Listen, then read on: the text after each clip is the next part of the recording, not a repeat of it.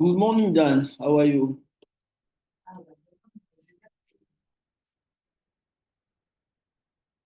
Good morning, Dan. You listed me?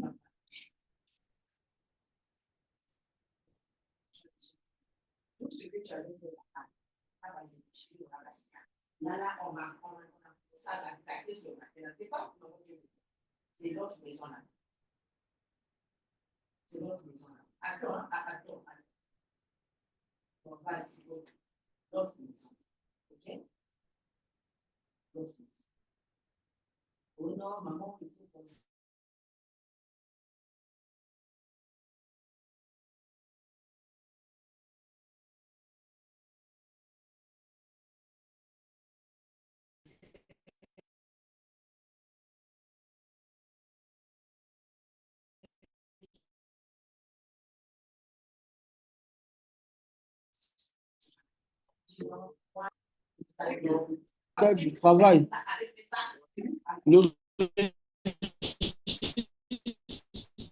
Le des accidents. On n'a pas le registre des travaux.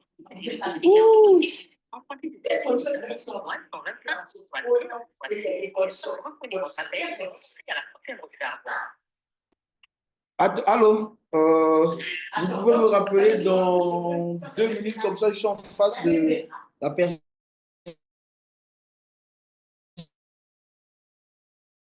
concernée.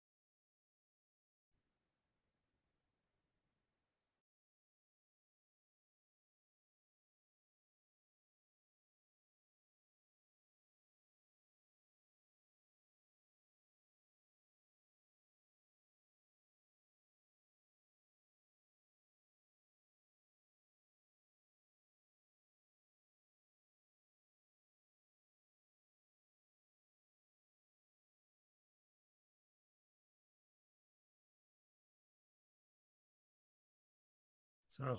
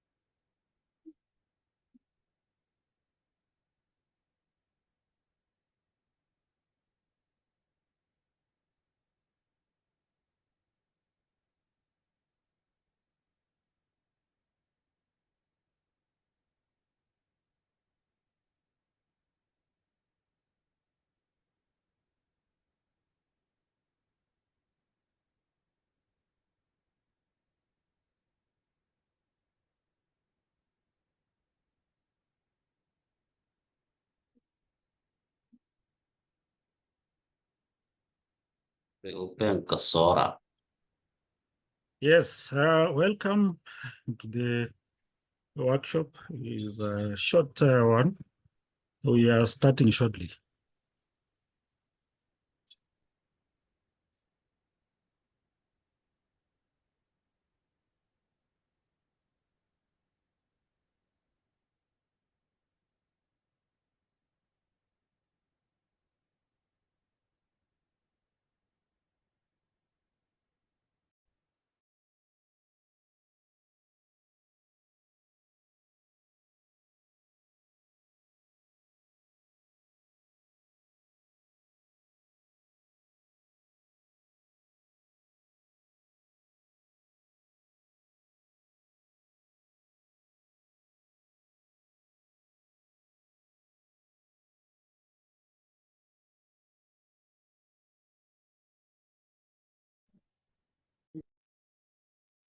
Good morning and good afternoon.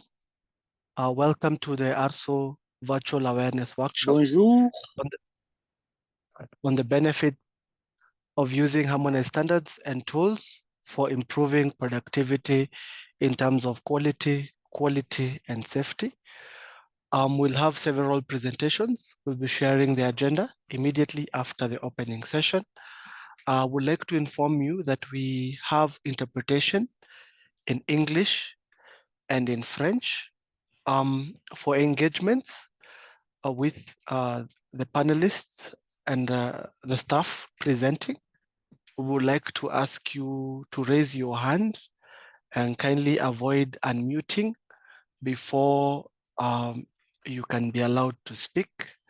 You'll not be able to unmute yourself immediately after the opening session, and therefore we'll be allowing you to unmute only when you have your hand up and it is time for the question and answer. This session will run for 3 hours from now till 15 hours. Make sure you are able to get enough information from us. We will also be doing a Menti to just gauge your understanding. And then immediately after that, we will be able to proceed to the presentations. It is an honor to present our technical director, Mr. Ruben Kisore, who is going to give us the introductory remarks and opening remarks. Thank you. Welcome, TD. Thank you very much, Dan, and thank you, the audience from the various countries who have managed to join us. This is one of the endeavors that we are currently engaged in to ensure that we are communicating with our honorable delegations from all the countries with a view to ensuring that we understand the benefits of having harmonized standards, not just to have good documents, as we usually say, but to ensure that those documents are able to assist our countries to engage in business with one another and also to be able to trade globally. We take this opportunity, taking into account that you are all aware about the African Continental Free Trade Area, and most of our countries have actually ratified. Currently, we have 48 countries who have ratified the AfCFTA agreement, which means these countries should be able to trade with one another. We should be able to have free movement of goods. But this free movement of goods comes at a cost. And the cost is that we do need to ensure that we have harmonized standards. We use these standards for purposes of certification. We use these standards for purposes of testing. And we use these standards for purposes of grading or doing any other value addition that we do so that we are able to trade. Annex 6 of the AfCFTA agreement recognizes that we do need these standards, and we also need conformity assessment that will assist us have mutual recognition. Now, for us to do that, first of all, we need all our member states or all African countries to participate in the harmonization of the standards. Remember that when you are harmonizing standards, your presence and your input is very essential to ensure that those standards do not disadvantage you, that those standards take into account the needs of your own country, that these standards are able to be used in your country to ensure that you can teach or you can educate or sensitize the people who are going to use these standards for purposes of trade. All our governments, all our institutions are trade facilitation institutions. Whether you are regulating for purposes of ensuring that your stakeholders can participate in trade. Now, it will be very useful that we all assist our members, our stakeholders, to understand the usefulness of using the standards so that they are able to participate in trade effectively. Remember that most times when you are in a government institution, the institution itself does not participate in trade. But you do have the private sector, you have those who are engaged in manufacturing, those who are engaged in agricultural production, who are engaged in trade. And these are the people that we consider that we need to ensure they understand the purpose of using those standards so that they can participate in trade effectively. It will be a pity that we have this agreement, which is said to be covering one of the largest land masses in the planet, that we have such a good agreement, but we are not able to trade. And therefore, it is impossible for you to move things across the borders. The whole essence is that we should be able to trade with one another, and this will make sure that we do have development taking place. When we are able to exchange our goods, those countries where we have a surplus of certain goods, and we are able to exchange these goods for those that we do not produce. That is how we create trade, and that's how we also create peace among ourselves, and we become more unified as a continent. We need to ensure that we do this, and we need to ensure that yourselves, you are able to participate. We have been welcoming all the member states, those who are already subscribed as members of ARSO, or those who are not yet subscribed, but they're working towards that. We've been welcoming you to participate in our technical work as you prepare your countries to become members of ARSO, so that you're able to understand the benefits, interact with the other African countries, and therefore be able to contribute towards the standards harmonization and conformity assessment in the continent. In the meantime, we also, under some of the projects that we are dealing with, we are able to actually assist even those countries who are not members of ARSO, but we have not yet received specific responses from some of the countries that we have targeted that we could assist. And therefore, it is important that you take this opportunity, ask questions, and understand how you can benefit, even when you are not yet a member of ARSO, as long as you are in the continent and you are able to benefit from some of the activities that we do without additional costs on yourselves. In the near future, we shall be having some awareness workshops carried out in countries which are not yet members of ARSO, and we look forward to visiting quite a number of those countries to ensure that we get the message across, that you are able to understand how you become members and the benefits that will follow when you are members. Let me take this opportunity to welcome you again to this workshop, and we believe that we shall be having good engagements, and feel free to put your questions in the chat, and feel free to also ask questions when it is questioning time, so that you can understand a lot more. I thank you very much, and welcoming you to this auspicious occasion when we are having our awareness workshop. I thank you very much. Thank you very much, TD, for your opening remarks. We note that our technical director has also gone into what we call the agenda that we have for you today.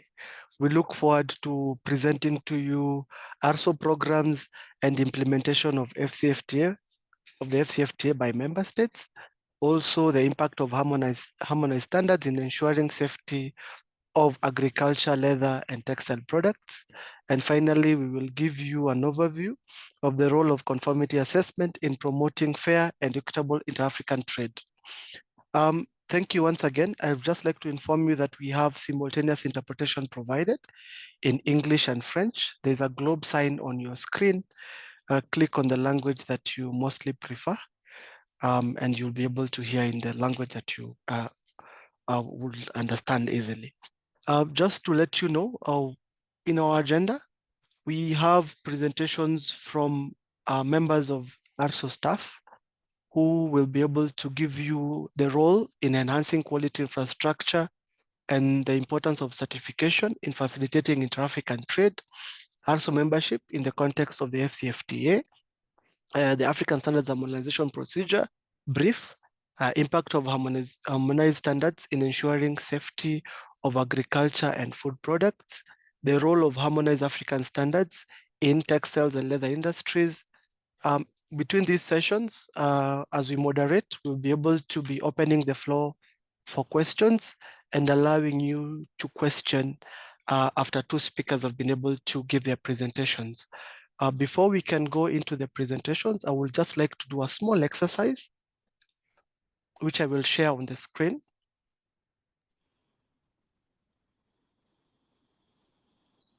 On Mentimeter.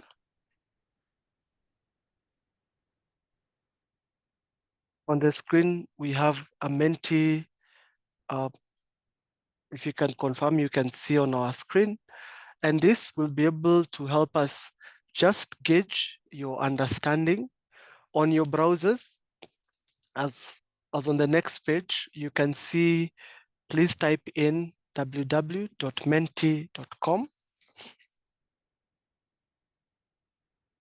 Immediately you are able to just load that, ensure that you put 75084315 as the code.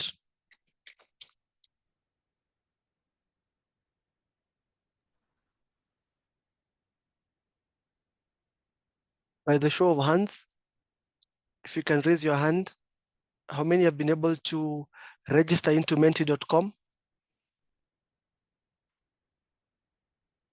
On your screen, www.menti.com. And then you enter the code 75084315. It will be at the top of your screen.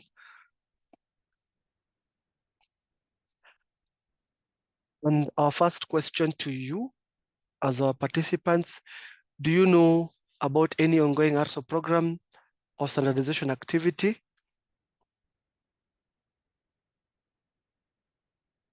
On menti.com on your browser, type menti.com and then use the code 75084315. Thank you. We can see no. Anyone else who knows something about ARSO? Yes. Type it. Do you know what any activity that is ongoing at ARSO? We would like to at least get 20. Yes, thank you. Standards awareness, webinars, thank you very much. What is the code, Dan? Development. The Dan, code is repeat it. 75, thank you, Hassan, 75084315. Thank you. On menti.com, 75084315. Under the development, thank you. Standards awareness, that's good. Webinars, AfCFTA, okay. Webinars is really coming out strong. Once we get to 20 responses, we can proceed to the next one, but please continue answering. We'd just like to get this feedback from you. Training, technical committees, thank you very much. 24 responses. Cement standards, that is good, thank you. Thank you. I would like to go to the next slide. With whom does ARSO mainly work with in the harmonization process? In your own understanding, who does ARSO work with in the harmonization process? Member states, thank you. We need more responses. We had more than 24 in the previous one. Standards bodies, thank you. Any other NSPs, thank you. NSPs. Noting that these questions will also be answered in the presentations, but it's good for us to be able to understand with Africa member states and NSPs, with SMEs, thank you.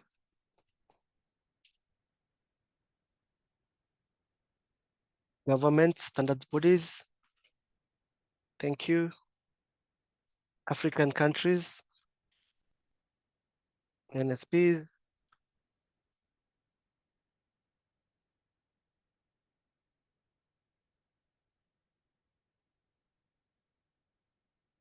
Thank you very much. Governments, COMESA, ONN, experts from different member states, thank you very much. Social partners.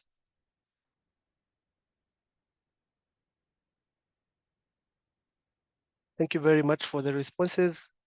Research centers, research institutions, liaisons and NSPs, all these queries to clarify who ARSO mainly works with in the harmonization process will be responded in the presentations which were prepared today.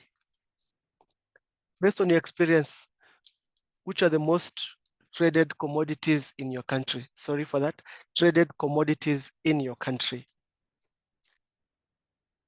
Based on your experience, if you have maize, if it's beans, what is the most traded commodity in your country? This is fast moving consumer goods, where we talk about milk, eggs, sugar. They've been specific. Agricultural products. Agricultural products. Can you be more specific? You can even type more than once. Fruits, maize.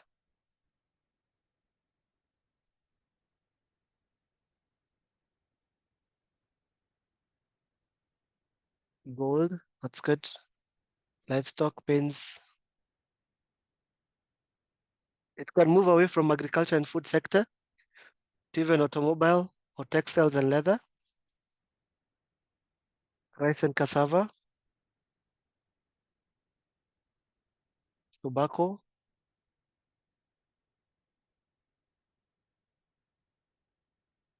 We don't have cocoa. Thank you very much for the responses provided. These are things that we will also be able to review and just provide information about.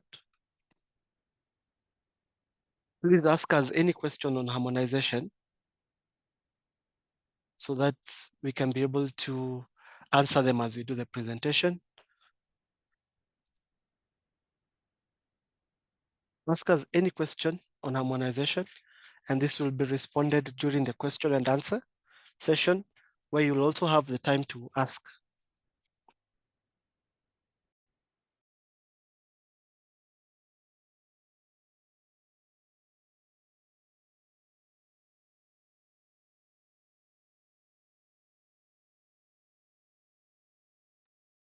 So we will leave this question and answer session active so that you can continue filling, and the panelists provided during this session will be able to answer from this. I would like to welcome my colleague, Peter Wayaki, who will be giving the first presentation on the role of enhancing quality infrastructure and the importance of certification in facilitating intra-African trade.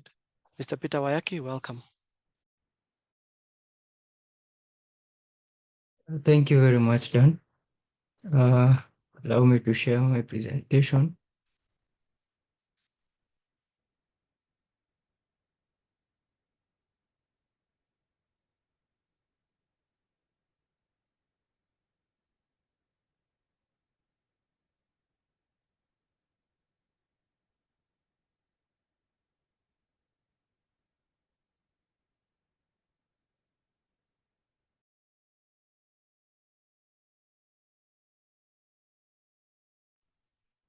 I hope my slides are visible and I am audible. Please proceed. You're visible and audible. Thank you, Dan. My name is Peter Wayaki. I work at the ARSO Central Secretariat.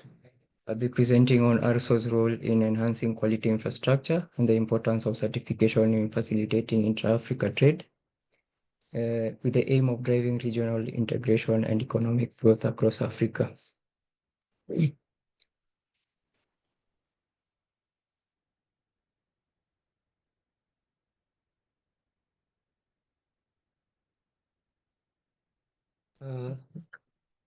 The African Organization for Standardization is an intergovernmental standards body, and it was formed by the African Union and the United Nations Economic Commissions for Africa in 1977 in Accra, Ghana. It engages mainly in harmonization of standards and the development of conformity assessment procedures. And currently, ARSO has 43 members and are represented by the national standards bodies.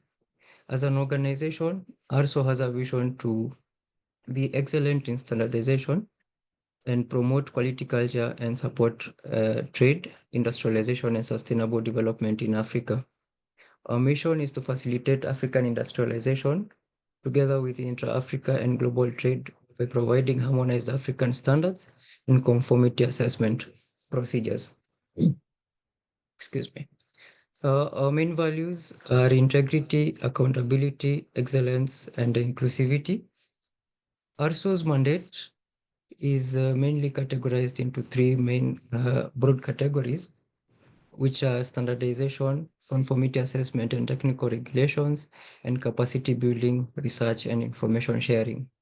Under each of these, ARSO is mandated to develop ARSO standards with reference to various products that are peculiar, are of peculiar interest to Africa, while issuing the necessary recommendations to member bodies for African standards adoption. In terms of conformity assessment and technical regulations, ARSO encourages and facilitates the adoption of international standards through its member states, and encourages and facilitates the development of technical regulations by the member states of the African Union to be based on African harmonized standards. Capacity building is a major aspect of ARSO, where we engage experts and through information and cooperation sharing. And we also coordinate the views of its members to the ISO, IEC Codex, and other international standards development organizations. Some of the key flagship programs that involve ARSO are the African Continental Free Trade Area, which we have mentioned, the Boosting Intra-Africa Trade Initiative, where we have the program for infrastructure development in Africa, and the African Agribusiness and Agro-Industries Development Initiative. Among others, we have the Accelerated Industrial Development of Africa and the Comprehensive Africa Agricultural Development Program. All these feed into ARSO's strategic plan, where we have several goals span over the 5 years between 2022 and 2027. And one of the goals is to build a quality culture and contribute to industrialization of Africa, where one of the strategic outcomes is to have a competitive industry and a boosted quality infrastructure. This is mainly assisted by the strategic objectives, where we have the development of standards and conformity assessment procedures that respond to African needs. And also we have the enhancement of education and innovation on standardization, as well as contribution to promotion of quality in the continent. Another goal is having stakeholders value the African standards and have an easy access to the standardization information. This involves also being recognized through its standards and using them as business enablers for the various SMEs. This is through the promotion of the values of standardization and enhancing stakeholder access to ARSO information. We also have a goal to develop and implement a robust and integrated African standardization system, where we aim to have a credible and efficient African standardization system through the building of an efficient and agile ARSO Central Secretariat and strengthening the capabilities of ARSO members and their technical structures. ARSO also aims to ensure its own sustainability by having a self-sustaining organization that is capable and well-positioned to support Africa's socio-economic needs. This is either through financial stability and the relevance to the stakeholder needs. For these goals to be achieved, ARSO is collaborating with various standards organizations, such as the Pan-African policy organizations, such as the AUC, AfCFTA, and other regional economic communities, with the aim of developing and supporting continental policies, political and financial support for the various initiatives for ARSO, and positioning ARSO to support the strategic initiatives for African imperatives. ARSO also collaborates with international and African quality organizations, where we have the Pan-African Quality Infrastructure and various international standards development organizations such as the ISO, IEC, and ASTM. This will help in promotion of quality culture in Africa and having a benchmark for ARSO to improve. In addition to the international and African quality organizations, ARSO also works hand in hand with the African NSBs, where they mobilize the national experts to develop African standards, and they facilitate the adoption of and the use of the African standards. Moreover, we also collaborate with ARS developers and users, where we have the ARSO technical committees, the private sector, the regulators, consumers of the standards, and special interest groups.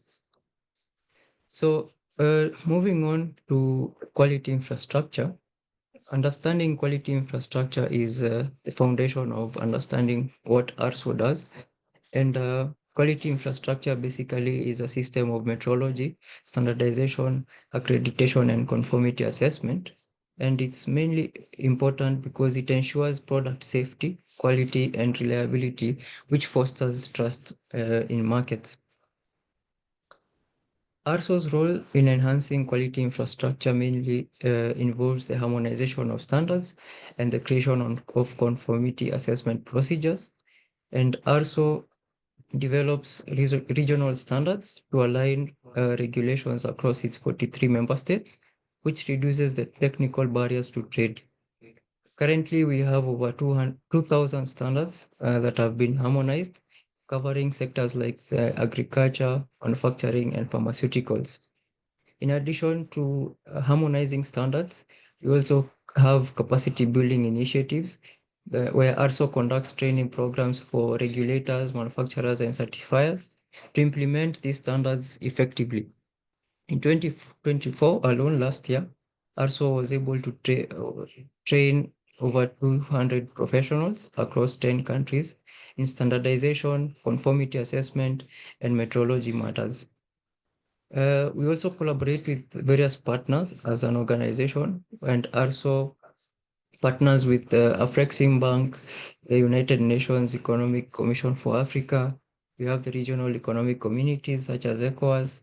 And a key example for this collaboration is the African Quality Policy, which outlines the continent-wide framework for quality infrastructure, directly supporting AfCFTA goals. To enhance quality infrastructure in Africa, ARSO also has digital innovation strategies where ARSO's African Trade Web Portal is available and provides real-time access to the various standards and trade requirements, reducing information gaps for SMEs in various countries. And this tool has seen a significant increase in usage since 2023, which reflects its growing impact in quality compliance. ARSO's role in conformity assessment is broad and it covers mainly standards harmonization. You also have where we have 97 ARSO TCs, technical committees. Currently, as I mentioned earlier, we have 2,171 ARSO standards which have been published in various products, services, and tests. We also have the Conformity Assessment Committee, where we have 12 conformity assessment programs. We also have e-learning and physical trainings, where Paki e-learning platform is available for various stakeholders to engage in learning activities on standardization. We also have the African Continental Voluntary Sustainability Standards platform, where you can access the various sustainability standards that ARSO has. And we have the several trainings that have been done in across sectors by ARSO stakeholders. We also have the ARSO Consumer Committee, where we have 9 working groups with 65 proposals that need to be harmonized. And we have the ARSO DISNet, which entails the African Trade Web Portal, the SharePoint, the web meeting platforms, and social media platforms. We have published standards, which are categorized here in terms of the various categories that we have. And we have 15 major categories, under which we will have specific technical committees as outlined in this table. Moving on to certification, which is also a major aspect for ARSO in improving quality infrastructure. Certification is mainly a formal process of verifying that products or services are meeting ARSO harmonized standards, and they're often marked by symbols such as the ARSO certification mark. And this acts mainly as a passport for these goods and services that are crossing across the borders. The importance of certification mainly is reducing the trade barriers, where certified products, they bypass the redundant testing in multiple countries, and We also have the boosts of competitiveness for the various certified goods, which build consumer trust and open regional markets. Certification also supports the AfCFTA agenda, where we have the famous mantra of one standard, one test, one certificate accepted everywhere, which relies mainly on certification. And this framework will increase intra-African trade by 36 billion annually by 2030. And this is according to a UNECA estimate. We also have certification building sustainability, where we have certified products promoting eco-friendly practices that align with the global trends. So the ARSO Ecomark Africa certifies sustainable goods, which gives exporters a competitive edge in this green conscious market. Conformity assessment in ARSO is mainly well captured in the African conformity assessment procedures, which has 9 main schemes. And we have EcoMark mainly, which is in scheme D, and we have others that are still in progress. This table here summarizes these schemes as looking at the various areas of interest for each scheme. For example, scheme C looks at the chain of custody of a good, where we have scheme D looking at the sustainability and the eco-labeling aspects of various products. Capacity building is also a major activity that ARSO conducts, and awareness creation activities. And the AfCFTA agreement has widened the scope for the non-tariff barriers, the TBTs, and the sanitary and sanitary issues for increased cooperation in standardization. And these activities are aimed to tackle the challenges of the trade barriers that are prevalent in Africa. At the ARSO level, we are looking at, in addition to harmonizing standards, we have a strong need to adopt these international standards through an increased cooperation with the various partners. And ARSO works hand in hand with the member states, as well as banks such as the Afrexim Bank, ITFC. We have other standardization institutions such as ISO and BSI. And also we have various organizations such as the World Trade Organization and UNCTAD, UNIDO, UNIS, and all these are engaged mainly through the various monthly webinars and online meetings, where we focus on international standardization best practices. We look at good manufacturing practices and quality infrastructure in general. ARSO also works to enhance education through the PAKI e-learning platform. We also have the UNECA cooperation, where ARSO has established an African continental platform for voluntary sustainability standards, as I had mentioned earlier. And this aims at encouraging and cooperating with national governments of the AU to promote national platforms on sustainability standards. ARSO has several projects ongoing, and some of them have been completed so far. And this table here lists some of the ongoing projects, such as the meat and cereals and food and packaging project, which looked towards standardizing or harmonizing standards in meat, poultry, cereals, and food packaging. You also have the pharmaceutical and medical devices, where we are looking at the various pharmaceutical and medicinal products and African traditional medicine, which is peculiar to Africa.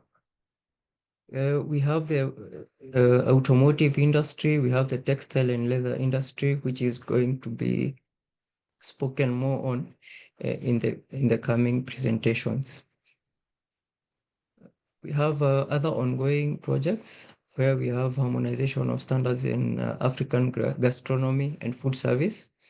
We also have agrochemicals, which already have 111 proposed items. We have a standard ongoing on good research management practices and good finance grant practices, as well as digital accessibility standards and tobacco and harmonization of African standards in clean fuel where we have specific pieces 67, 68, and 70, which are dealing with LPG, bioenergy, and solar systems, respectively. So as I conclude, by joining ARSO's efforts, NSBs and member states are set to gain a seat at the table to shape African standards and reflect the unique needs that are specific to African countries. And participation is not just about compliance, it's also about the leadership. And member states are set to benefit through ARSO's capacity building programs, such as the monthly webinars and tapping into trainings that have empowered over 200 professionals, as well as digital tools like the African Trade Web portals, which is available to member states. So how do you start to be a member of ARSO? I know this will be spoken to, but mainly it's in the nomination of representatives from your national standards body to participate in harmonization of standards in the various technical communities. Remember that quality infrastructure is not a luxury, it's the backbone of shared prosperity as Africa. Thank you.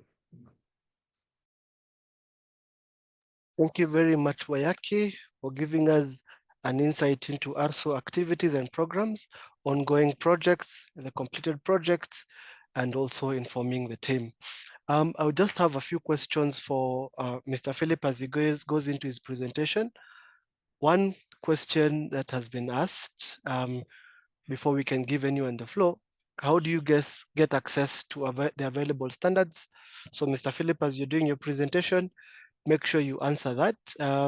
How many African standards have been developed by ARSO as at today? You can most likely answer that question. We also have another question, which I think will go to Mr. Kirwa. What measures will you implement to ensure that counterfeit products are not traded? What measures will you implement to ensure counterfeit standards are not traded? Are ARSO standards available in African countries? I think we can answer those questions before we proceed. Mr. Philip, you have the floor and you have 20 minutes to just give us the ARSO membership in context and answer the questions about ARSO standards being available in African countries. How many standards does ARSO have as at today? Those are the questions that are being asked. Thank you. Mr. Philip, welcome.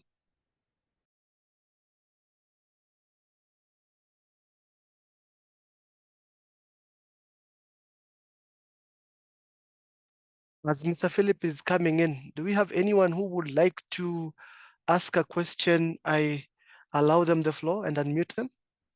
Maybe you can have your hand up if you would like to verbalize your question.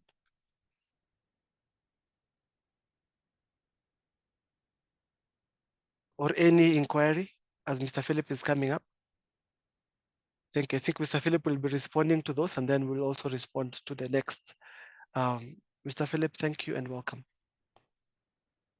Mr. Philip will be giving a presentation on membership, a better understanding of membership. Mr. Wayaki also discussed about membership, but Mr. Wayaki just touched on a brief of ARSO membership.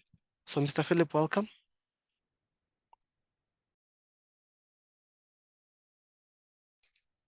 This one, we will see just thank you very much, Mr. Dan. Thank you very much to my colleague, Mr. Peter, and also thank you very much to our technical director for giving us the opportunity and opening this session that is very valuable to us. I want to thank all the participants and welcome you once again on behalf of the technical director and the secretary general to this very important opportunity that we have today to interact. I can see the questions which Mr. Dan has put across from the members or participants. So far, I think we have about 2,072 standards which we have harmonized. But under the AfCFTA tariff lines with the regs, we are supposed to harmonize about 4,400 and around 14 or 70,000 standards. So we have only done about 18%. And this message has always been put across by our Secretary General, noting that we need to put a lot of more efforts. Yes, somebody asked where the ARSO standards. Already in the ARSO website, we have the section and where we have our catalog of all ARSO standards that have been harmonized, published, and approved by the Council for adoption by members and stakeholders. So they are available. They are also available through focal points or password access platforms. That is where you can download the physical standards themselves. And that is only given to the member states. So that is why the non-members who are here, if you are from Angola, if you are from Mozambique, if you are from, we have Burundi with us, Central African Republic, Cape Verde, and Mali, Lesotho, you still don't have that privilege of downloading because you don't have a focal point where we give you passwords. But in this case, you can access the catalog. If you want the standard themselves, you now come to ARSO Central Secretariat or write to us, and then we will sell the standard to you. But for members, they don't purchase the standards. The standards are available to them free of charge, because they are the ones who are developing them. And was there any other question, Mr. Dan? Thank you, Mr. Philip. I think Oui, those j'ai are une the question. questions. J'ai une question. Le Congo. La We République have du a question Congo. from Congo. La République du Congo veut poser Please une question. proceed. Bonjour, Monsieur Philippe. Exodus. Je suis Monsieur Ladislas Bogdas Bosuba. Je vous remercie pour votre présentation. J'ai compris le fonctionnement, comment ça se passe. En effet, nous sommes déjà membres de ARSO et nous travaillons activement dans le cadre de la mise en œuvre de la SDCAV, surtout dans le volet normalisation, pour harmoniser les normes. Nous avons mis en place au niveau national beaucoup de comités miroirs en travaillant conjointement avec ARSO pour pouvoir harmoniser les normes. Et nous sommes arrivés à un stade où il y a des comités miroirs ou bien des comités techniques où nous avons eu à voter pour valider les normes au niveau final. Mais quand nous accédons sur la plateforme avec le mot de passe, nous n'arrivons pas à voir ces normes. Déjà, on n'arrive pas à retrouver les normes qui sont déjà harmonisées sur la plateforme. Et puis, deuxièmement, les normes que nous trouvons sur la plateforme sont beaucoup plus en anglais. Ça ne nous facilite pas parce que nous, les entreprises ici, au niveau local, utilisent la langue française. Nous ne parlons pas l'anglais. Donc, la langue officielle, c'est le français. Et par rapport au fonctionnement de l'Union africaine, il y a des langues qui sont prévues. Il y a le portugais, il y a le français et l'anglais. Bon, bref, vous le connaissez déjà. Donc, ce que nous demanderons aujourd'hui au secrétariat de ARSO, de prendre en compte quand une norme est déjà harmonisée et que nous puissions valider facilement au niveau national cette norme, c'est-à-dire adopter cette norme comme étant norme nationale, il faudrait bien qu'il y ait une version officielle en anglais qui va nous faciliter, et en français plutôt, qui va nous faciliter de travailler, de partager aux entreprises qui ont travaillé en amont au travers des comités miroirs que nous mettons ici en place.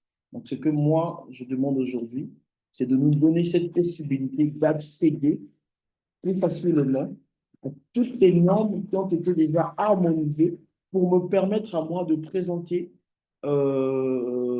à l'organisme qui est l'ACONO, qui est l'organisme national de normalisation, de prendre des décisions sur l'harmonisation, sur l'adoption de ces normes comme étant des normes nationales. Donc, telle est ma préoccupation. Est-ce qu'on ne pouvait pas mettre à jour le fichier pour que nous puissions avoir toutes les normes qui ont été déjà harmonisées par des comités techniques et nous ici en place, on a mis déjà des comités miroirs que nous travaillons activement. Merci. Thank you very much, Laxidas from Congo Brazzaville. Your question will be answered during Mr. Kira's presentation. And your question is with regards to the ARSO standards on the catalog, should also be available on the access platform that Mr. Philip informed us that you access using a password. And you also noted that some standards are only available in English and you need them in English and French, considering you're a French-speaking country. This is noted, and Mr. Kira, during his presentation, immediately after Mr. Philip, he'll be able to answer this query. Thank you. Thank you very much once again, Mr. Dan. Thank you also, colleagues and participants. My presentation is mostly on the ARSO membership, because all of this, you realize that it's not possible if we don't have a universal membership. And you will see how through the integration process of Africa, ARSO members themselves, the African countries themselves, have taken matters into their hands for us to reach where we are through the membership for ARSO sustainability, all these programs that we are talking about.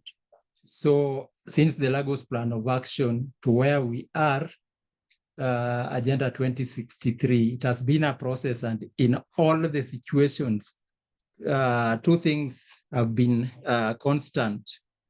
The need for a common regulatory framework in the continent to free the marketing space or the market trade space, and at the same time, the advocacy on the universal membership of African countries for the AU members into ARSO. So since the Lagos Plan of Action and to date 2063, Agenda 2063 and the AfCFTA, the same language continues that we cannot have a common regulatory framework if we have some members who are still implementing or having their different opinion in their regulatory framework systems. So this one is mostly what I want to answer in the next few minutes. The presentation is very colorful. It can be big, but you will take note as we continue so that we can engage thereafter. So you see the Agenda 2063, where we are, what we want for Africa, in this case, a prosperous Africa, Africa a strong, united, resilient, and influential global player. But that one cannot take place if Africa themselves are not trading among themselves. Intra-African trade, when it is still low, hence a common regulatory framework and universal membership of ARSO. I hope, Mr. Dan, now you will start counting for my next, the 20 minutes. Then we have the content that we will cover about ARSO membership in the context of AU, since Lagos Plan of Action to AfCFTA, the need for universal memberships in the context of AfCFTA, ARSO membership and members' obligation, and ARSO membership categories and fees. I know we have some of the member countries that have experienced this, but it's also just a reminder on the obligations, and we thank them so far, this far. Then also for the non-members, you will get to realize that it has been an effort, and we continue with the effort, and membership comes with its obligations. My colleague has talked about ARSO. We are an intergovernmental organization established by the African Union. It was deliberately established, African Union and UNECA, way back 1977. And you see Ghana played a great role in this case in hosting the first founding conference. And you will see UNECA, United Nations Economic Commission for Africa, the ECAS man on the top, Professor Dr. Adedeji Adebayo, calling for members because he was the one sitting at the secretariat of the establishment of ARSO, noting that in the integration agenda, we need a common regulatory framework. We need to improve our intra-African trade, and it has been a problem ever since. So it was a concern of government officials, our heads of state, and then policymakers of Africa, as indicated by UNECA here.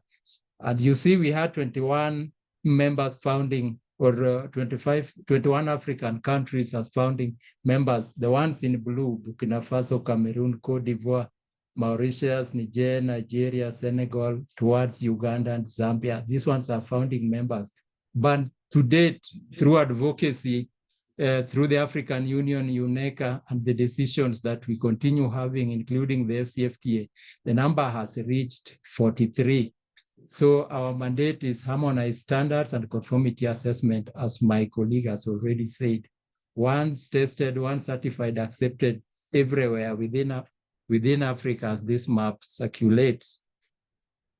Then these are our members so far. We have 43 of them, and indicating the ones who have ratified the AfCFTA. To date, we are about 48, sorry, this one should be 2024 member state parties, and 37 of them are ARSO members. The ones who are red are the ones who are still not ARSO members. So we are addressing you at the same time so that you become, as I was telling you about this, the foundation of ARSO took 21 member states and the heads of state in Africa and the African leadership, taking into consideration the need of harmonized regulatory framework for Africa's integration and development agenda. And you will see the signatories of these 21 state parties, and also you will see the notable names, especially National Bureau of Standards, DGs, and COs, who took matters into their hands to ensure that there was an African organization for standardization. And of course, we had the observer members and support from the international community, understanding that if we have a strong regional continental standardization body, then our participation at the international level will not be a problem, so that we have international standardization systems that also speaks about our interests, sectors, and priorities. And there we had the ECA, we had the ISO, we have the IC, UNIDO, the OIML in metrology, and the African Railways participating and observer members in the founding conference of ARSO. And of course, we talked about the African leadership, and you see the presidents taking matters into their hands. And these 9 presidents took matters into their hands and ratified the foundation of ARSO.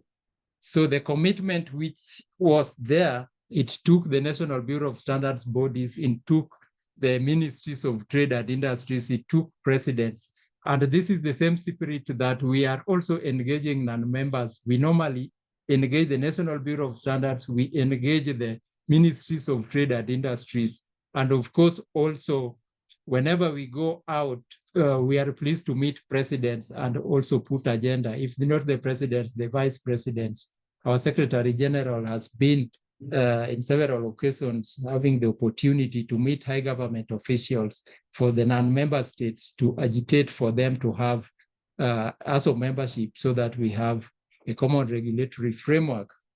In the context of the influence of technical barriers to trade, you realize that things changed since 1947, formation of the WTO, the increasing globalization, trade liberalization, and the free trade agreements. So in this case, tariffs can be negotiated, but there are new family of barriers now took place. So people could negotiate tariffs, but then non-tariff barriers came into play.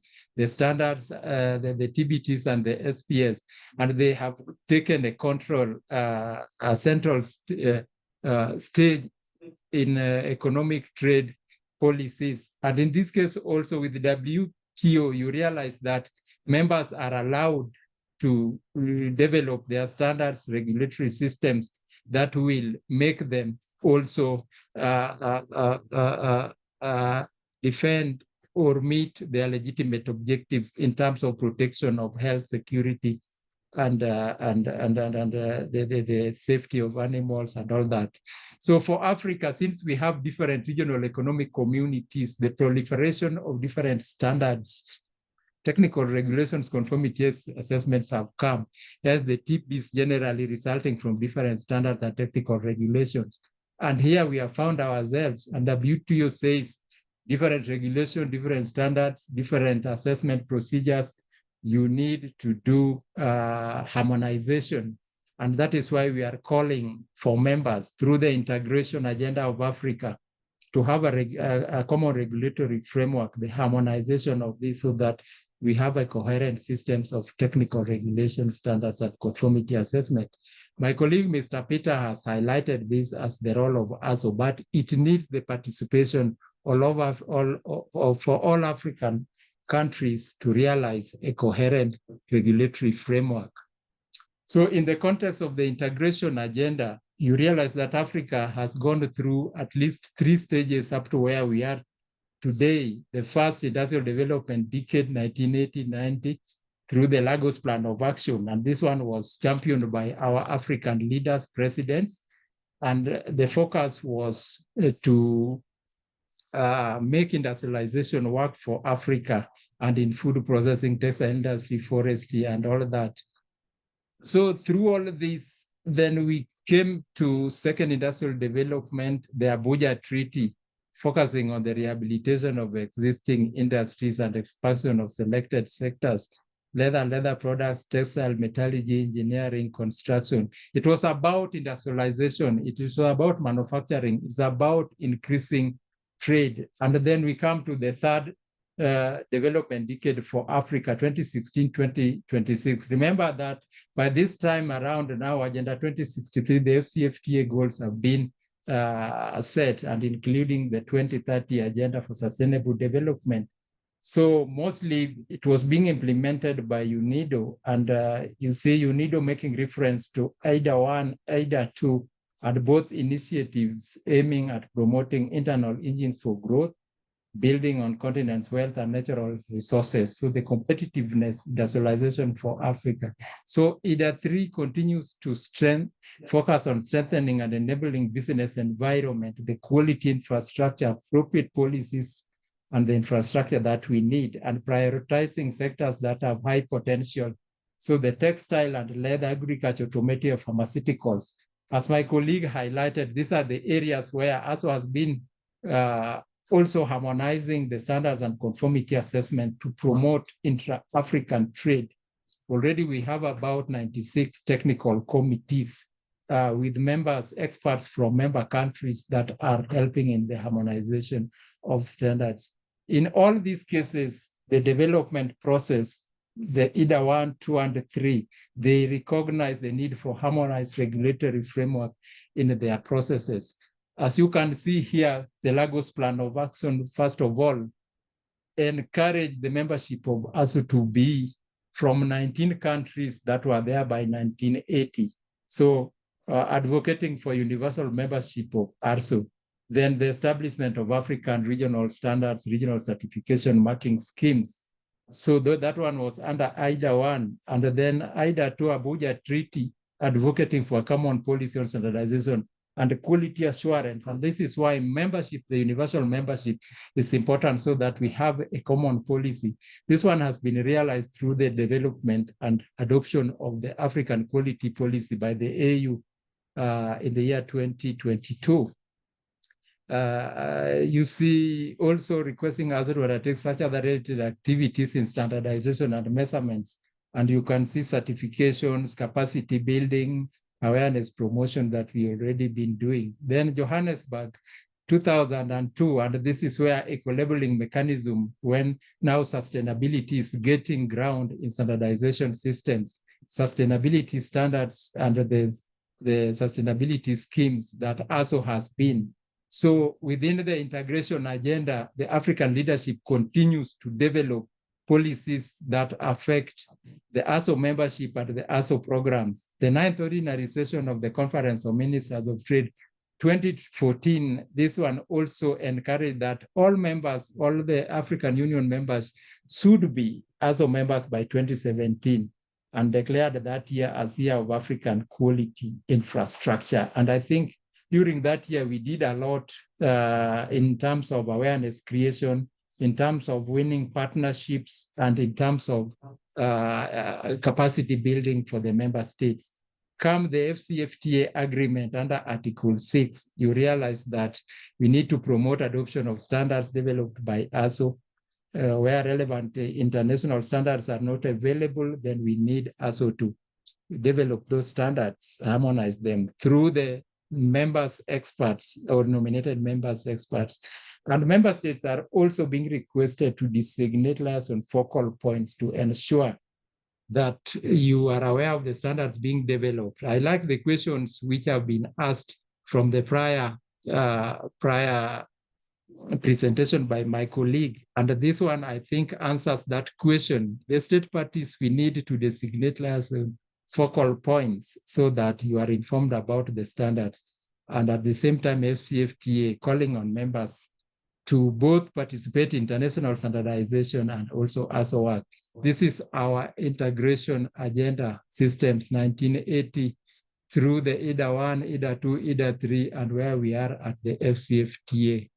In the context of the AfCFTA, you realize that the AfCFTA journey started way back in 2012, and through different summits, the AfCFTA, now the African Continental Free Trade Area, has been activated, and it is now on with about 48 countries having signed, 54 have signed, 48 have ratified, and you can see that 7 of which are ARSO members. It is important to realize also that since it came into action in 2019, then 2022, there is a guided trade initiative that is being piloted in 8 countries, but this figure is growing to 12 right now. It is just piloting the purposes of the AfCFTA to allow commercially meaningful trade and test the operational, institutional, legal, and trade policy environment under the AfCFTA and pilot FCA preferential trade for about 96 identified commodities. All this falls under agriculture, pharmaceuticals, automotive, textile, and leather. And you realize that ARSO continues to harmonize standards within this perspective. So the milestone so far, where the journey started, where we were 2015, 2018 Kigali, the signing of the agreement, 2019 Addis Ababa when it entered into force, 2019 Niamey, where they also launched the operational phase, and 2020 Addis Ababa, where we had the AfCFTA Secretariat. With the AfCFTA Secretariat now, the implementation has been into gear until January 2021, and we are continuing. 2022, the guided trade initiative, and we started with 8. It has moved to about 12 state parties. The objectives generally is to create a single continental market for goods and services, expand intra-African trade, because one of the major goals for the AfCFTA is to realize that intra-African trade works for Africa to do an inward looking so that we can trade with each other. Statistics indicate that we trade mostly with the outside world, and we trade in primary resources, that is commodities instead of process. So intra-African trade gives us that kind of opportunity, and then enhance competitiveness at the industry and enterprise level. What are the AfCFTA main goals? Give companies access to markets that are larger than, which is cross-border trade, creating one single African market, creating wealth and creating jobs for our young people that are graduating from the universities. What does AfCFTA requires? Massive cuts to customs and duties. These ones are being done. I think already there are clauses on that. It is simplification of bureaucratic procedures, huge investment in the infrastructure, strengthening regional economic communities.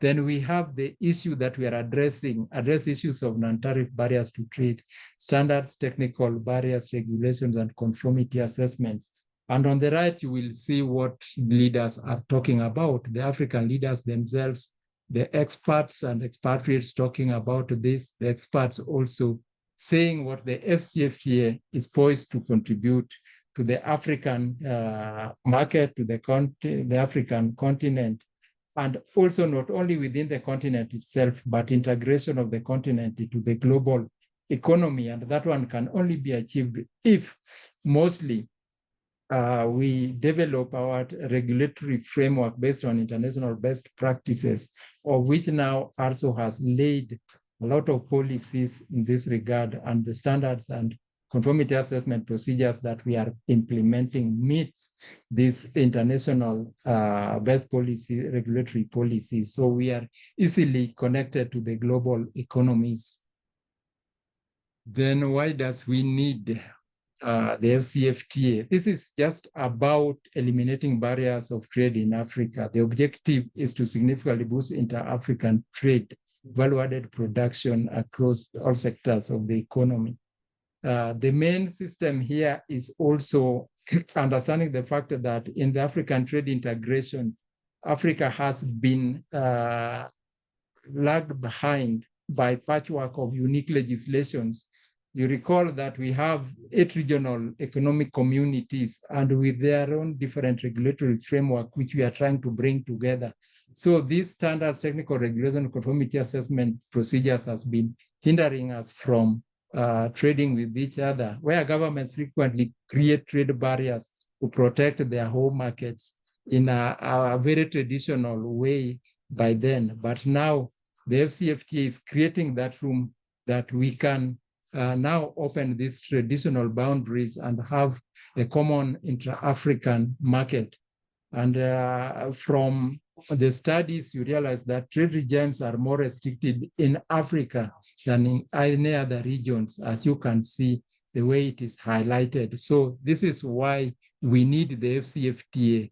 And you will see that the expectations are more, especially eliminate trade barriers between members, establish liberalized market, facilitate investments, increase the competitiveness of members' economies. Competitiveness of members' economies, that is the role of standardization, and we need to use a common standard. Already the AfCFTA has got trade priority sectors, which we are working on: the agro-processing, automotives, pharmaceuticals, transport, logistics, and digital trade. So if you look at ARSO standardization activities are also touching on these sectors that have been established by the AfCFTA. My colleague talked about once tested, once certified, accepted everywhere within the AfCFTA. So the AfCFTA, like the international quality assurance community, promotes a system where products are once tested, once certified, accepted everywhere. And that one needs a common standard. Once tested is harmonization of standards and technical regulations. And I think ARSO is doing well on that. Then once certified, harmonization of conformity assessment. And that is the role of ARSO conformity assessment. And I think through the member states, we have done a good work and accepted everywhere. You realize that through about cooperation with the 6 member states, we managed to develop a draft framework, continental African framework for mutual recognition arrangement, so that even if we use an internationally accepted set of conformity assessment or harmonized standards, we can still be able to recognize through mutual recognition agreements.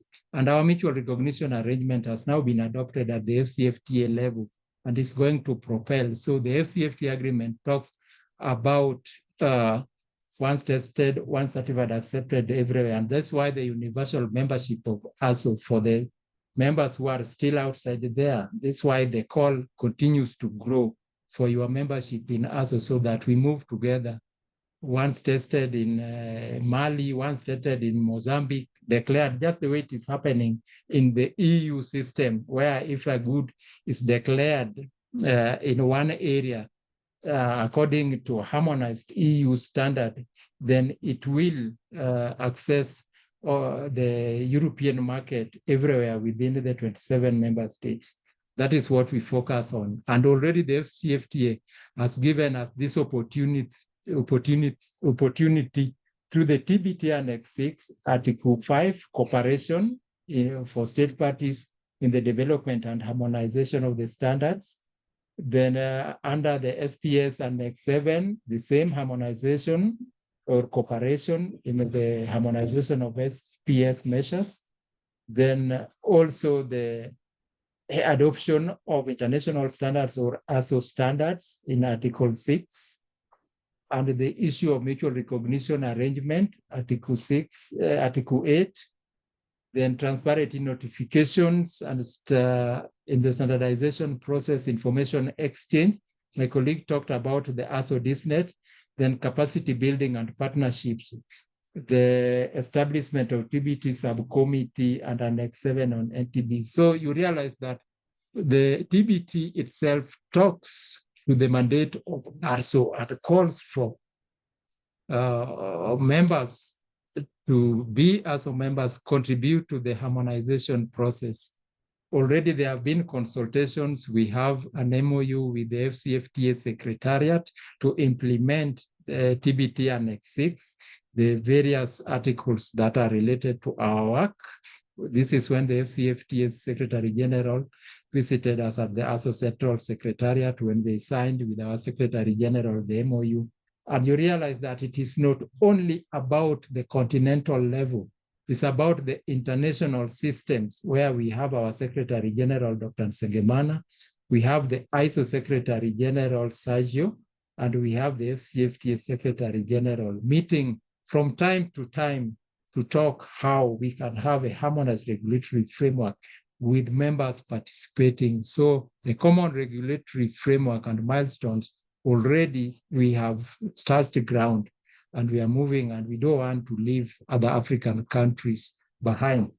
This is where now normally members, when they come, then they realize that membership to ARSO is open to all national standard bodies in African countries through their National Bureau of Standards. But where there are no Bureau of Standards, governments are supposed to nominate other bodies concerned with the regulatory issues, standardization, and designate the responsibility. So eligible bodies, they acquire ARSO membership in accordance with the provisions of the Constitution. This is about the ARSO Constitution.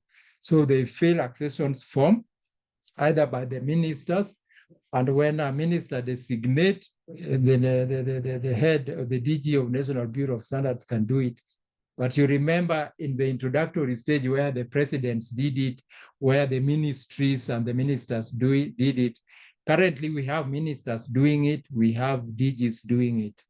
Then different categories, category 1 to category 4, based on the GDPs. The obligations on the other side include member bodies cooperate in every way so as to assist ARSO to achieve its objectives, mobilize resources. This one includes hosting of ARSO technical committees, meetings, General Assembly, and all that. Mobilize resources.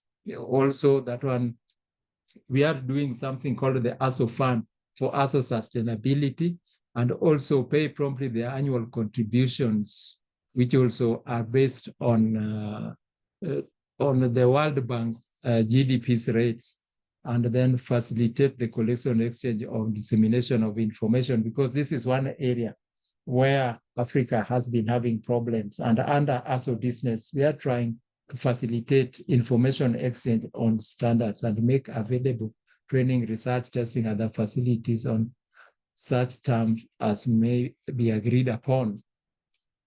When you become a member of ARSO, these are our categories. These are our GDP levels.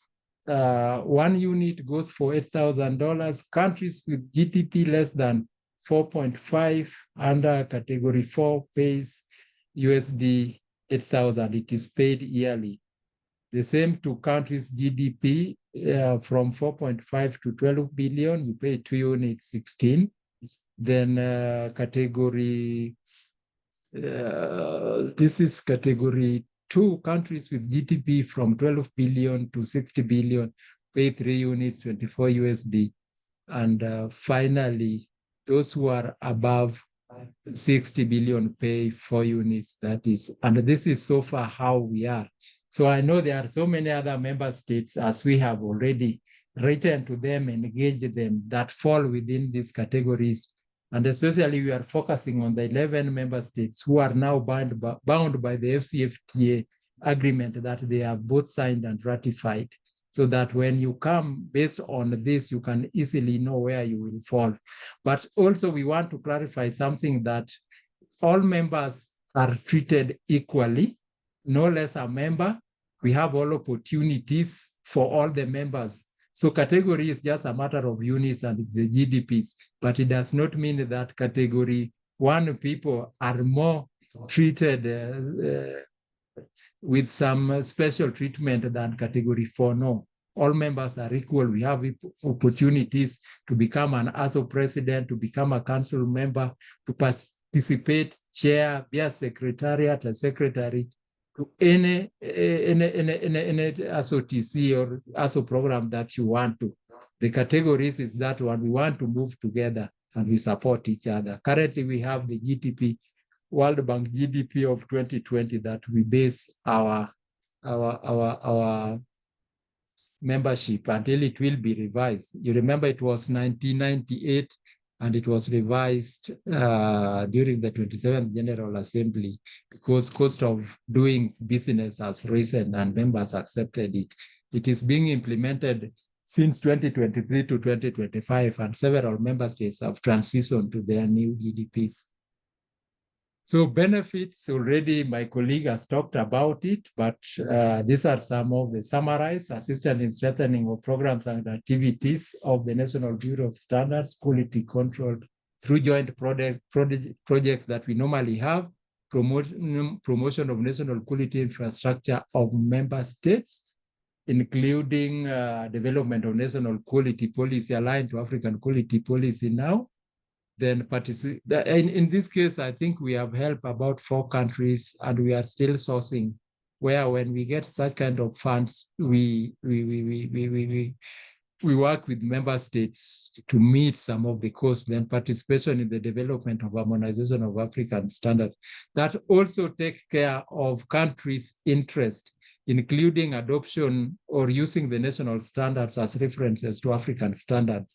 That one opens the market literally for the countries, then use ARSO continental mutual recognition arrangement frameworks as a framework for the MRAs between different ARSO members, then easy market access for products based on harmonized ARSO standards and conformity assessments, then benefiting from ARSO capacity building and workshops, exchange of experts and study tour among member states, training programs. We see that one happening a lot among the member states. And it is easier when ARSO go between the two and introduce and recommend. Then engaging consumers and consumer organizations, sharing of information on trade technical regulations, as my colleague talked about DISNET, participation in the standards education programs and trainings, including the ARSO ISA competition that targets the youth. And you remember, we normally have monetary and certification awards for all of the African countries that become number 1, number 2, number 3. Then support to countries, members' national strategies and visions for sustainable development and trade, including through such programs, ARSO Africa Day of Standardization, Made in Africa Expo, and support to SMEs. Then collective support to member states in their declared interest in leadership, council positions in regional and international bodies. And this one has been happening a lot. We are happy that now we have the ARSO president-elect from Africa. We had initially also from Kenya. We have been able to win the seat again, and currently who was elected last year, the chairman of EOS, Dr. Khaled Sofi, who is now the ARSO president-elect. And you could see how ARSO was mobilizing members and members writing to ARSO, not only at the ARSO, but in different regional and international platforms, and where ARSO Secretariat through the Secretary General has gone out flatly to campaign for our members. And in most cases, we have always gotten the elections. You know, Africa, we have numbers. Then enhancement of implementation of Africa's integration and industrialization agenda, because it talks about intra-African trade through common regulatory framework, hence sustainable development for all. I think with that, just want to highlight that the quality infrastructure starts with a country itself, but it does not remain there. It goes up to the international level. So members are expected to be participating in all the stages. For standards, we have the national standards bodies. At the regional economic communities, we have the standardization departments of regs. Then at the continental level, we have ARSO. Then we have ISO finally. So as ARSO does a lot with ISO through the members and supporting members to have their voices be heard here. Cases where we are targeting that a national standard can become a regional standard, become a continental standard, and finally an international standard. And this is how it has worked for us. That is why we cannot afford to leave other members outside there, and why we continue to campaign. Finally, we welcome you because most people realize, most of the participants, we realize that you know about the ARSO monthly webinar. We just did one last week. Our 52nd, our 53rd is on Africa's strategic commodities and trade, role of standardizing, developing effective regional value chains for Africa's strategic commodities. We are already inviting you to our 26th March 2025.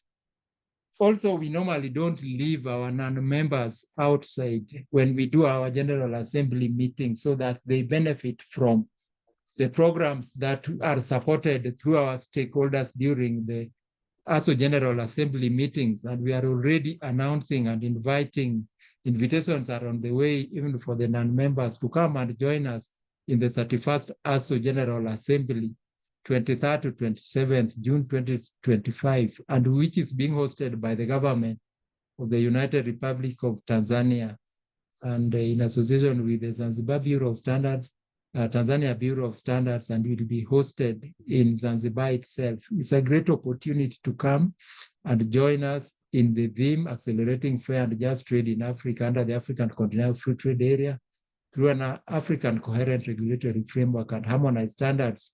And remember, we have been talking about this since Lagos Plan of Action into AfCFTA and Agenda 2063. And this theme is based on African Union declared theme of justice for Africans and people of African descent through reparations. But in our case, we want to see our intra-African trade has not been doing well. What can standardization community do to increase the competitiveness of Made in Africa, the SMEs, the African economies through standardization and all of that? This is what we have for the 31st General Assembly meetings in Zanzibar, hosted by the United Republic of Tanzania. Join us in the jigs and let us work together. We welcome all the non-members. We will write letter. We are doing the invitation right now. And I'm glad also for the support that we have been receiving from our members from time to time. And I think the ARSO Central Secretariat is deeply appreciative. And we also have, when you become a member, we request you to give us a focal point or a desk officer through which we communicate very easily with the Office of the Director General and CEOs. Our members know and they have done a pretty good work in this case with updated data, with updated contacts, and we continue engaging. So with this few slides, I want to thank you very much for the opportunity, and we want to welcome you into ARSO for the non-members, and we want to thank all members who are participating for your continued support for ARSO sustainability. Thank you very much, and I return the mic to Mr. Dan. Thank you. Thank you very much, Mr. Philip. We appreciate your presentation on membership. You've been able to touch in on very key elements, and in the questions asked in the menti.com, they asked how the standards harmonization procedure works. And in the next presentation, we have my colleague, Emmanuel Kirwa, who will be presenting about the African standards harmonization procedure in brief to just make you understand more. He will also be answering the questions asked with regards to availability of French translated standards, all standards available on the catalog, and relatively just give a brief on how to access standards and how to engage. There was also another question asked, are these standards being implemented? Mr. Kiro, as you present the African Standards Harmonization Model, You know the status of adoption in countries. Maybe it's good you touch on that element. Are these standards harmonized being implemented by countries? This is a question that came from one of the experts.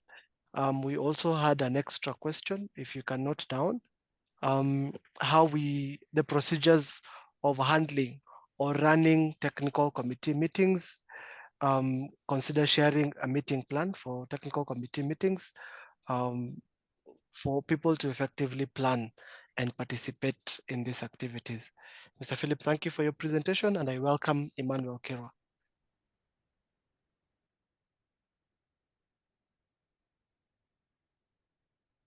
Yeah, thank you very much, colleagues, for the precedents that you've set. So I think I should be sharing the screen shortly. But as I do that, I take cognizance of the questions that has been asked.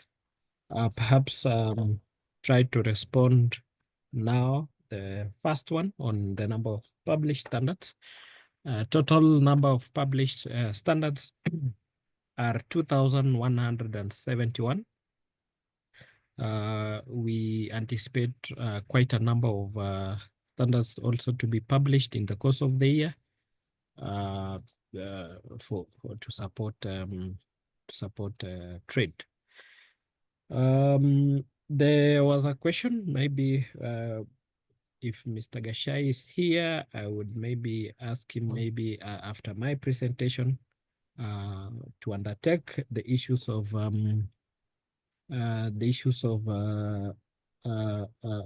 counterfeit, and I think is in a better placed position than I can do. So let me share my screen on the presentation. Dan, is there anyone any question other than that? There was an issue of was it an issue of issue to do with the language? One of the things that we are doing at the Secretariat is that we would try to endeavor that there are both languages, official languages. At the moment is English and French, but we took note that there were standards which were published and they were not translated because there are no funds to support that. But as they are being reviewed, they are considered in the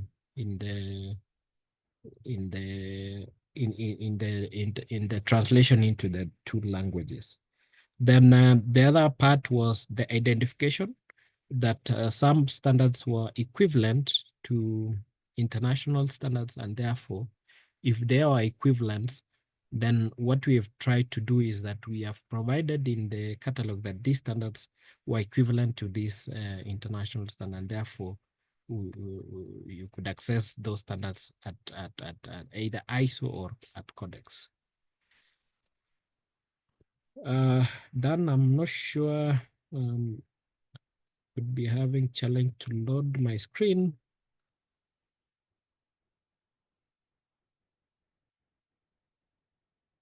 Dan, could you assist, share that presentation?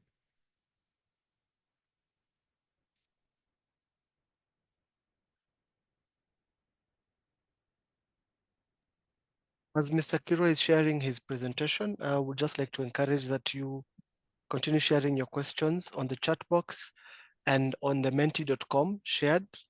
I also shared something on the chat box with regards to how you should rename yourself. I thank those who've been able to rename themselves and add their country before. For example, a Choki reader, you put Morocco and then you add your name. And like that, it will be easy to identify and respond even after this virtual workshop is done. So I'm just kindly requesting that you follow that. Thanks for SOBS. South Africa has been able to update.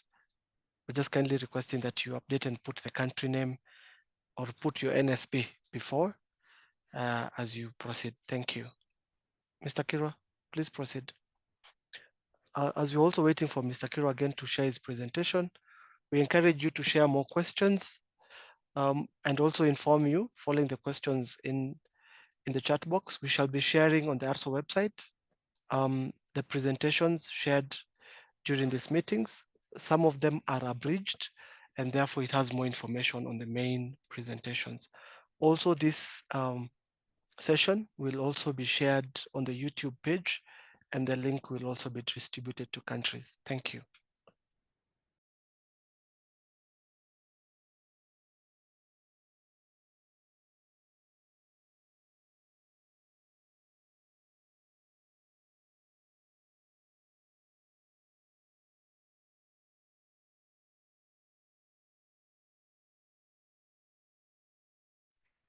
So thank you very much. As you have already gotten from my earlier colleagues on our membership, but mine would just to emphasize that the ARSO Central Secretariat also has worked with the regional economic communities. And one of the things that maybe you would be of interest to you is that there is overlapping membership within the regional economic communities, and therefore this necessitated the ARSO Central, the Secretariat to work with the regional economic communities to ensure that there is some synergy, and this even happened before the AfCFTA agreement came into force. And under the structures established within the ARSO is to ensure that there are policies that support issues to do with the convergence and ensuring that there is identification of prioritization, which was undertaken under the study. And then the other part is to ensure that the items are processed into standards, either from the national standards bodies in countries and as well as the regional economic communities. One of the things that policy framework that support is what was published in 2023, which is the African Technical Regulatory Framework, which calls for withdrawal of conflicting standards within the national members having ratified the AfCFTA agreement. And then there are current undertakings to ensure that we have a continental standardization strategy in place. I don't want to take you through this, but all this is geared towards developing standards which would facilitate trade for our products.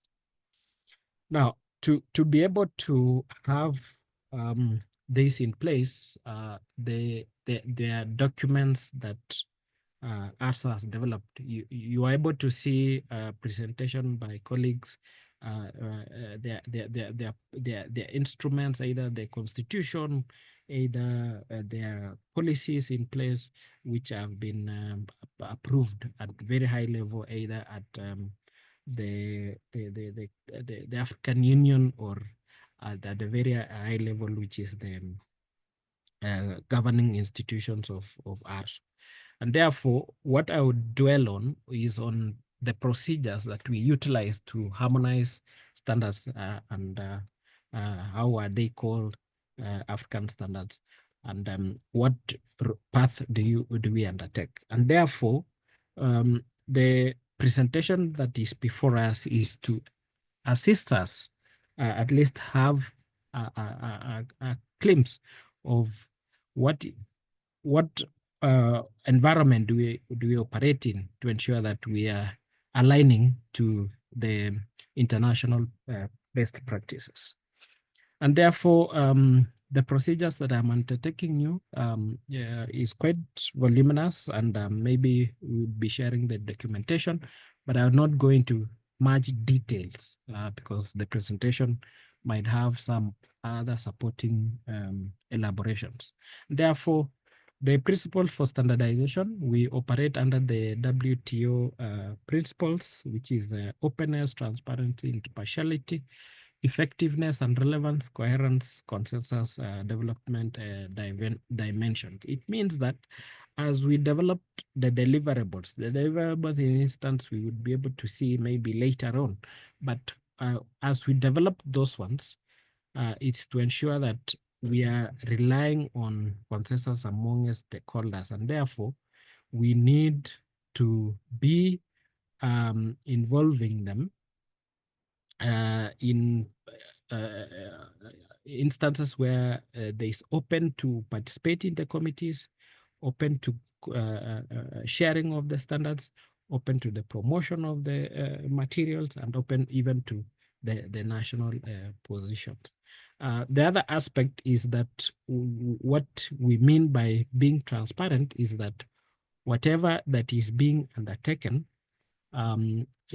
people can be able to access so that they can inform the decisions that they are going to undertake based on the availability of that. So in our way of operation, I think you've been able to see that we have different platforms that supports this. The other one is the part of being impartial, and this is where the decisions are made in an objective way that is free from biasness. Being relevant is to ensure that whatever we undertake are to address the needs, and in these instances, we want to facilitate trade. We want to ensure that there is safety. We want to ensure that consumers are confident that the products they are placing in the market would be able to address on their needs. Part of coherence, I will not want to dwell here, but at least the continent, as we have been able to ratify the AfCFTA agreement, means that there is need to develop one standard in a subject which would enable us to come together and ensure that we have a standard that we agree and be able to ensure that whatever we would be developing would be complementing on the regulations that would be put by other institutions that we work together. And this also should not be in a way to undermine those legal or regulatory clauses. Consensus, it means that we endeavor to ensure that the various stakeholders are consulted, they provide their input into what we are undertaking, and to be able to ensure that they are applied throughout the process, either in the decision making or even in the data that we would want to see in the text of what we are delivering. Development dimensions should mean that we are not developing the deliverables that are targeting to only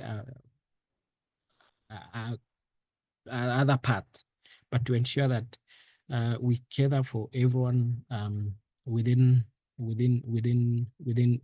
the space, so that when we are developing the deliverables, should be able to ensure that this could be utilized even with bigger players or even with the smaller players that are entering into the market. Now, in our framework, as I have said, that we are focusing on, you are able to see that we have quite a number of technical committees focusing on various areas of the sectors, and how we do our work is to ensure that we are doing it in prioritization way. We would see that later, but I would want to highlight this, that this is the structure within which we undertake the work, whether it is a specific deliverable, whether it is a standard, whether it is a technical report. This is how we are going to operate. That there is a technical committee, and that technical committee would develop some items which would undergo some stakeholder input, and therefore later on they would be able to be approved. And therefore, with this, allow me to take you through some of the roles of these specific entities that you're just seeing it here on this figure. Now, within this framework, we do have organs, the ARSO Council. We do have, under the ARSO Council, there are other sub-organs, which is dealing with the regional economic communities, which is the Joint Advisory Group. We do have the Standard Management Committee. We do have the roles at the Central Secretariat. There are roles on the national standards bodies. There are roles within the technical committees and cascaded downwards. Whether we could establish subcommittees, working groups, task forces, and others. And then there are instances where we are able to work with other committees outside our institution. There could be committees with the WHO. How are we going to do that? We are able to establish structures whereby we are able to work together and develop documents that support our continent. This is a continuation. If you also see on the procedures in detail, you do have roles of chairpersons, secretaries, conveners, and what have you. So I've not gone much into detail, but let me take you through just a few, just for purpose of understanding the key roles, because if you understand, then it becomes even easy to either propose items and you know ultimately this is what will happen. And therefore, the ARSO Council is the executive organ that is established by the Constitution. I'm not referring to the Constitution in this, but it is the organ of ARSO that is being established under that. The key role here, of course, is set strategies, policies, priorities, and implementation of programs to support standardization and conformity assessment. Also established organs which would be in ways be able to process work.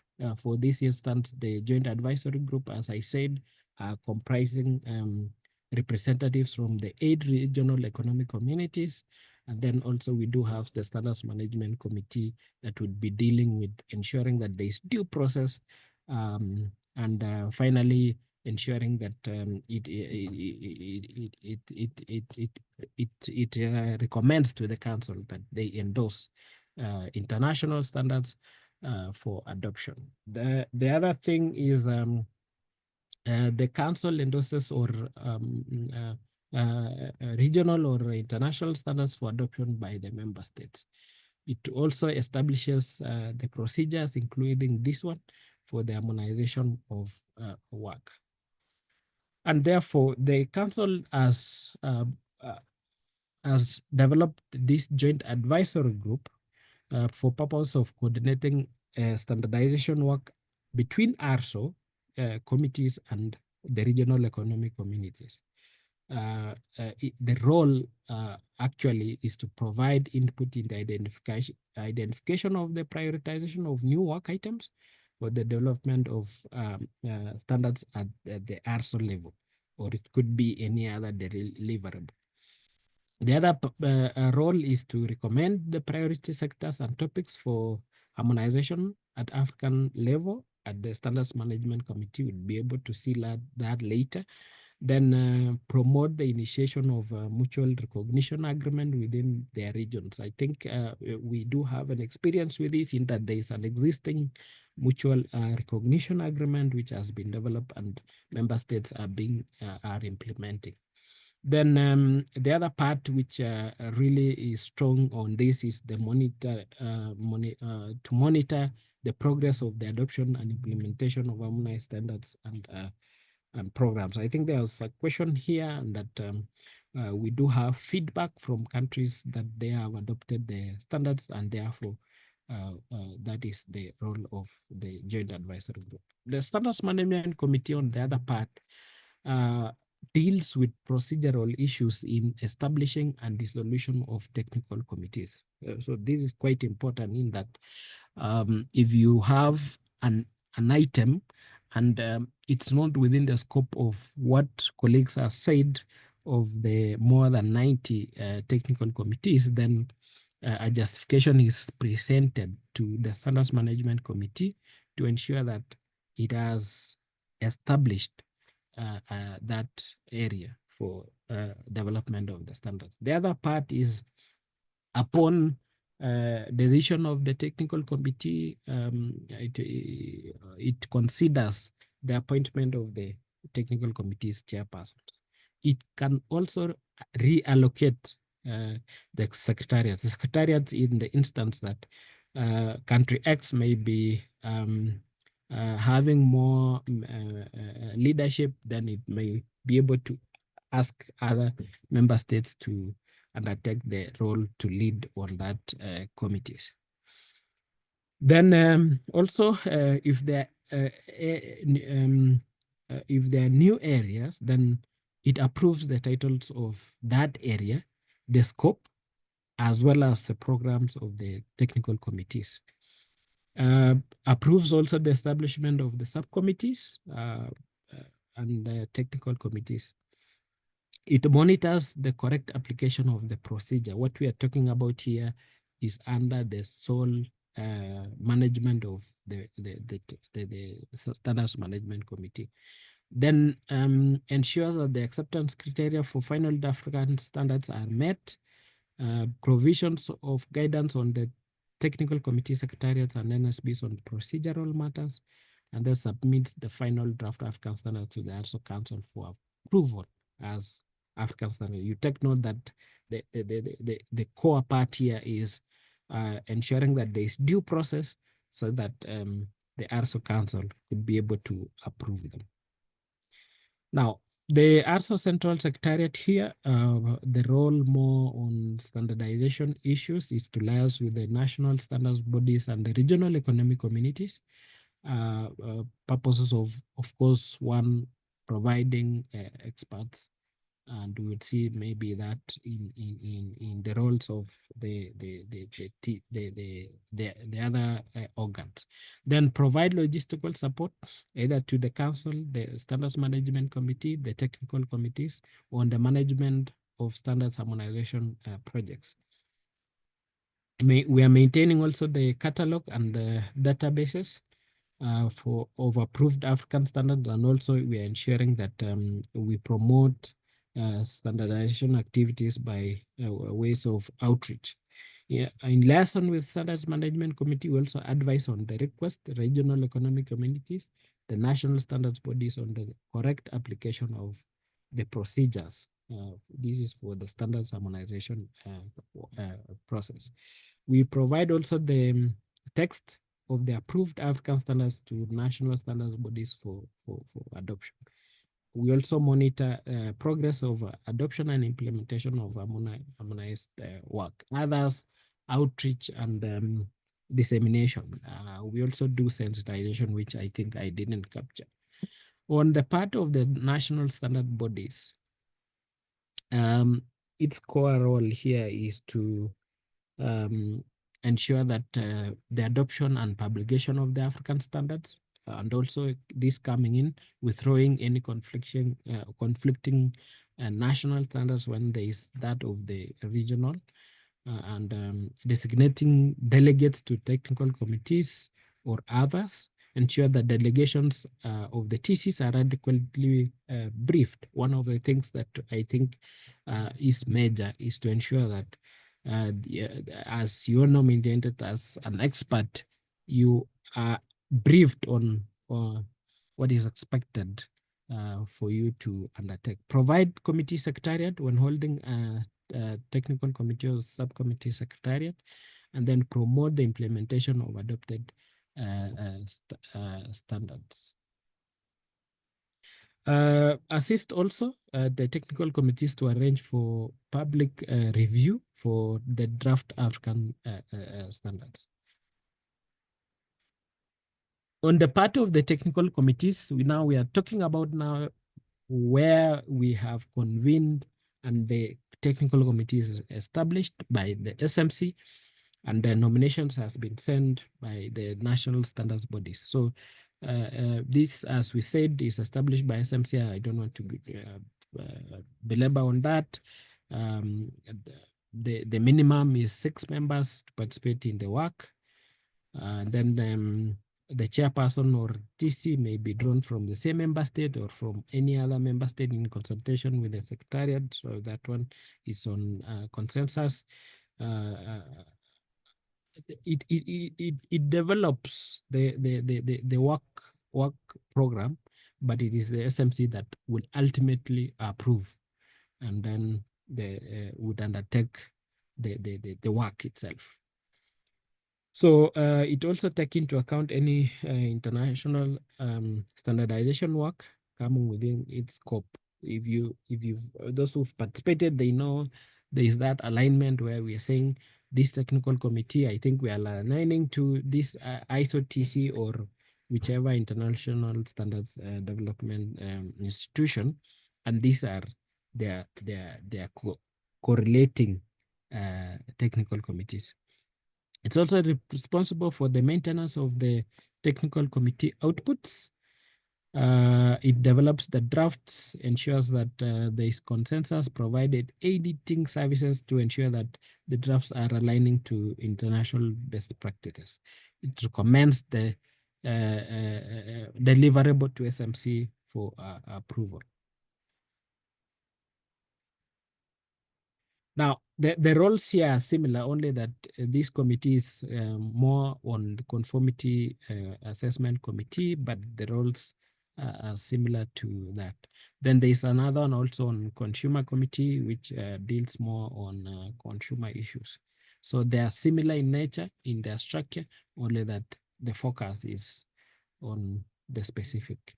I don't want to dwell much on this, but there are roles on the chairperson and the subcommittees, as well as the secretaries.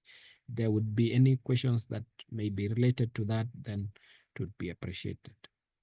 Now, one of the things that we are alive to is to the fact that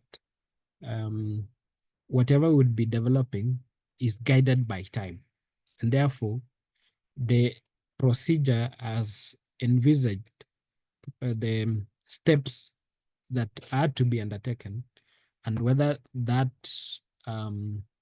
document are either having international standards, or you're developing maybe or harmonizing a national standard. So it's given you a provision of the kind of timelines that you would be able to undertake in each stage. If that, we'll see later, if that period is elapsed, then it might need to change the deliverable. So you might take interest that there are also provisions of providing certain deliverables in times of emergencies, and you would see here that the period is a bit shorter. So just to take you through briefly on how work items are proposed to the technical committees which we have seen. One of the things that has to be done is to analyze for fit for purpose by ensuring that there is wider consultation of the stakeholders, that also it will support either legislation and the other parties. Does it progress the science, experience, and the practices? So there would be many things that would be happening, just answering certain questions, which would lead to development on of a deliverable.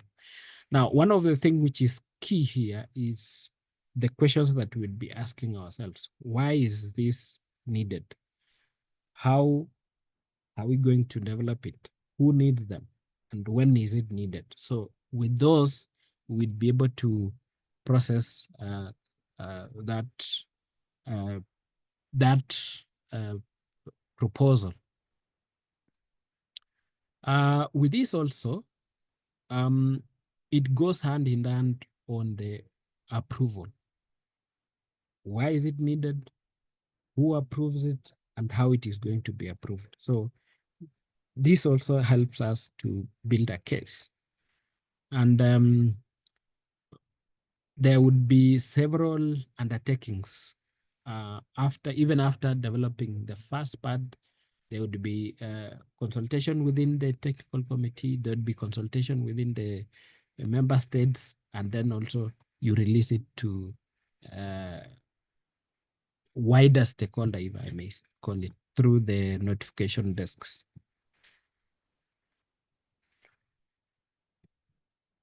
So this is how work item enters into the system. You have the preliminary work item, a proposal from whoever you could see from those highlighted. Then from that, the TC considers it,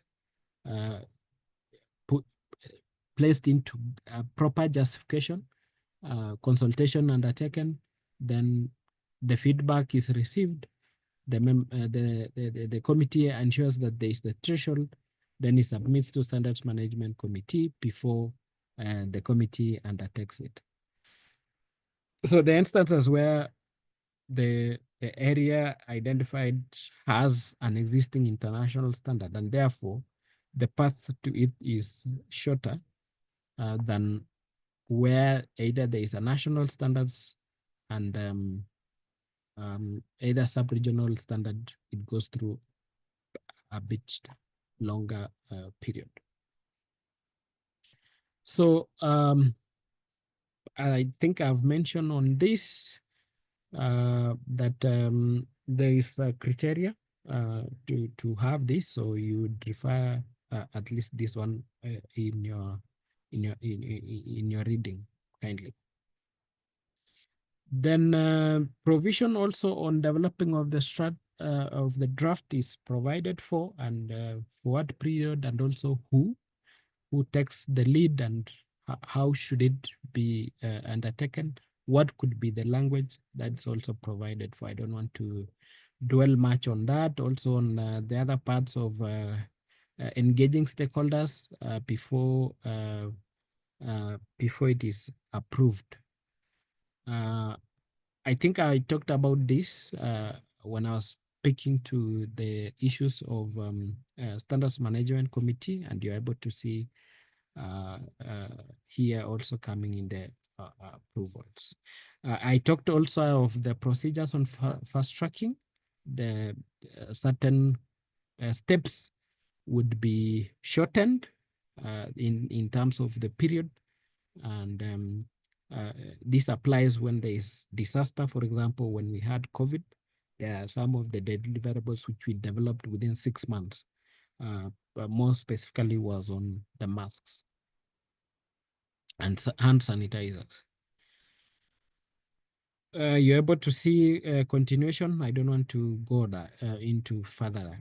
There are also broader deliverables other than standards. We have technical specifications, we have public available specifications, the technical reports, workshop agreements, and also the guides. Now, if you're able to see here, of interest would be the kind of the deliverables. You're able to see the time that it will take you if you are to propose a standard, then you'd go through all those steps. But if you are doing other deliverables, you're able to see those which are circulated, and therefore those ones may be either shortened or they could be skipped.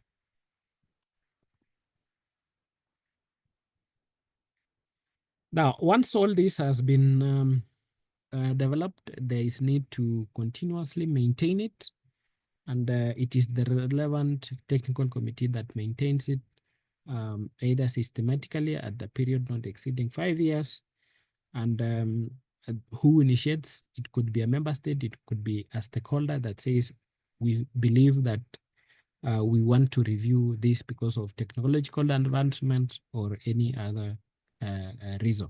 So there is a form that is facilitating that exercise, and ultimately it may lead to reconfirmation for the next 5 years, or there are revisions of certain clauses, or there could be an amendment just to supplement what was published, and in some instances could be withdrawn. So I think this is just for reading. Lastly is to bring to your attention on the supporting documentation on the various steps that we would be able to undertake the exercise of ensuring that there are consensus, there are comments, and how comments are going to be treated. So I take this opportunity to thank you, and this is the end of my presentation. Thank you. Thank you very much, Mr. Kiro, for your presentation.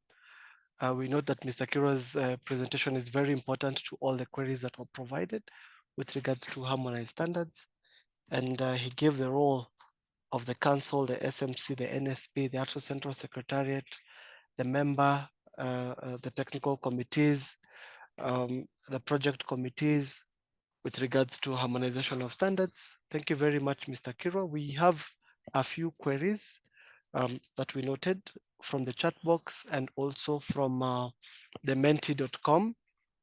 My first question will go to Mr. Kirwa. Have harmonized standards helped in reducing workplace incidences? If yes, how? 2, what mechanism is put in place by ARSO for the recognition of certified products by each member state, thus allowing free trade within Africa? Is it an accredited certified mark, accredited test methods, accredited inspections, or PVOC mechanism? Mr. Kiro, maybe you can answer those queries before we move to the next segment of presentations. I didn't pick the first one on how does harmonized standards do what? Have harmonized standards helped in reducing workplace incidences? If yes, how? This is an issue of workplace injury. Yes. Okay.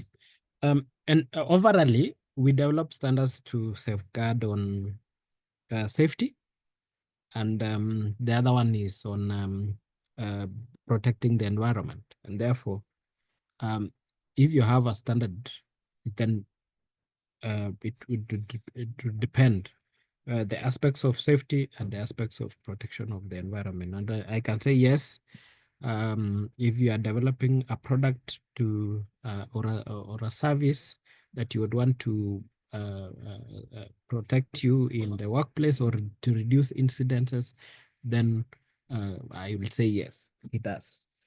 Then the part on was it mutual recognition? Perhaps maybe the technical director could respond to that. Maybe I can repeat the same question again for our technical director. What mechanism has been put in place by ARSO for the recognition of certified products by each member states and thus allow free trade within Africa? I submit.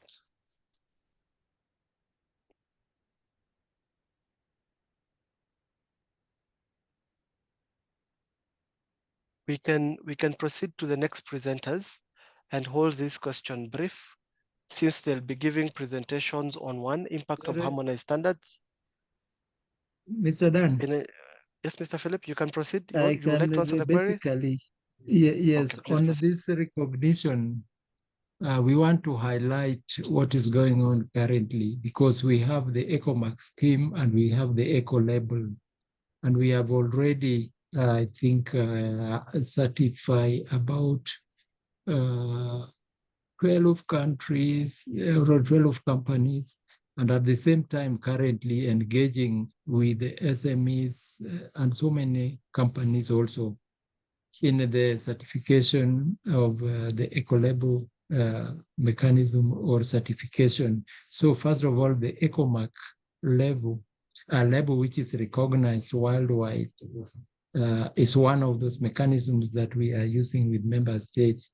And then also we are encouraging dual marking through the ARSO scheme, the ARSO quality mark itself that we have developed, and we are encouraging members for its usage, where the ARSO's, the ARSO, the standard conformity assessment systems have been used or have been adopted as this for the production of such kind of goods or services. So we also have the ARSO dual mark of quality that we are using. And also based on this, the member states are also applying the ARSO conformity assessment technical guides that we have developed. And in such cases where those ones are highlighted, also, I think also is being used as a mark of harmonized regulatory framework that allows for recognition and acceptance of such products and services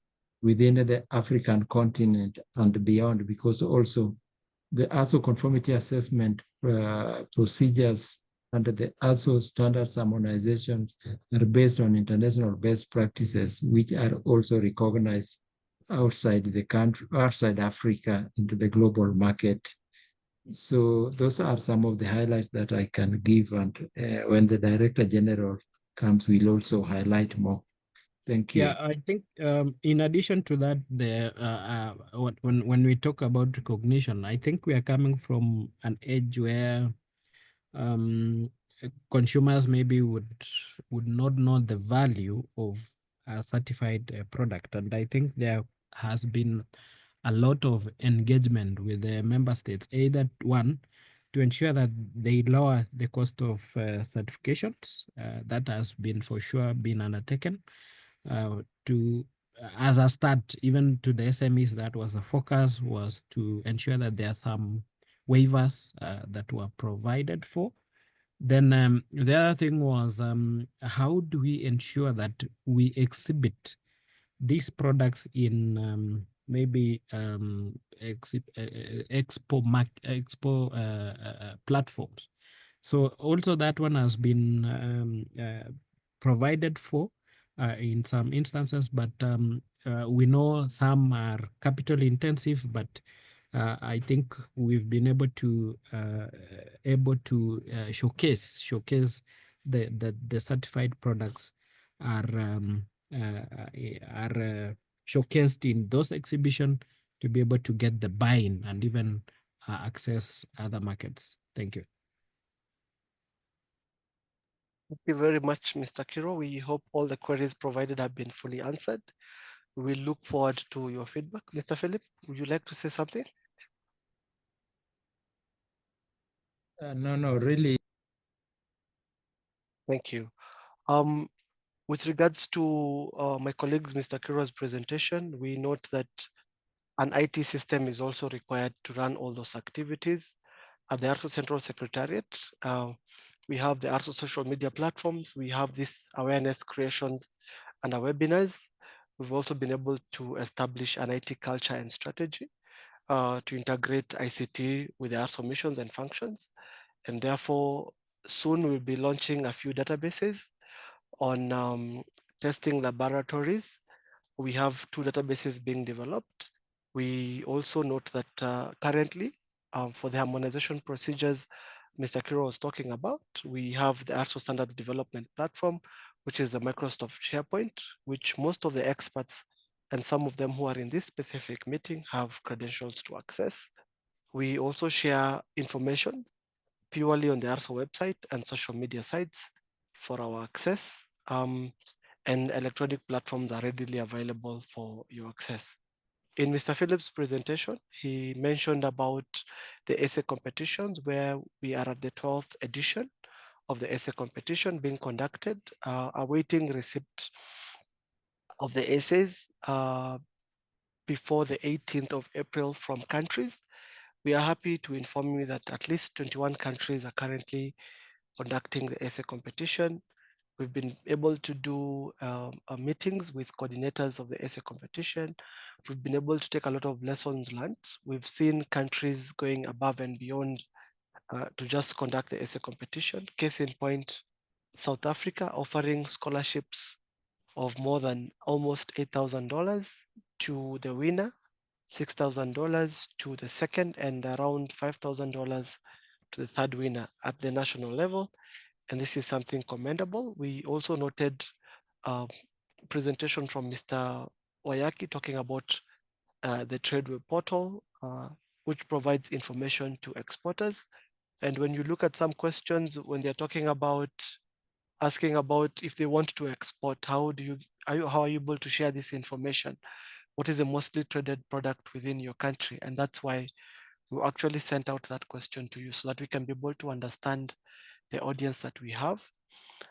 Finally, we note that knowledge is power, but this is only when shared. And in our next session, we'll be sharing 2 sessions, one on the impact of harmonized standards in ensuring safety of agriculture and food products, and the second presentation on the role of harmonized African standards in textiles and leather industries in Africa.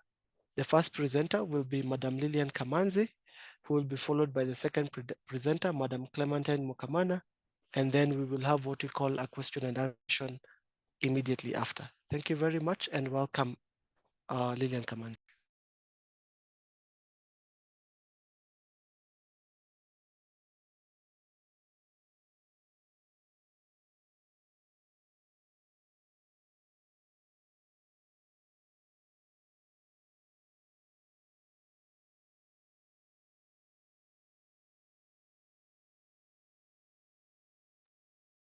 Good afternoon, everyone. And thank you, Dan, for giving me the opportunity. As introduced, my name is Lilian Kamanzi. I'm from the ARSO Central Secretariat, and I'm project coordinator. The project that I'm handling is actually dealing with the harmonization and the certification activities in the agriculture sector. So today I'm also pleased to be here so that we can discuss with you the role played by harmonized standards in making sure that our agricultural products are able to compete and also access different markets.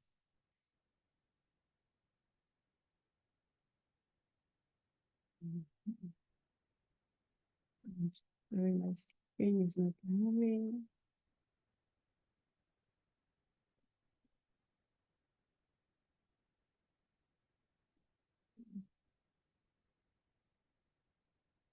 Okay, as outlined, I'll give first of all an overview on the food safety concern in agriculture, and then we'll see the role of harmonized standards in agriculture and food safety.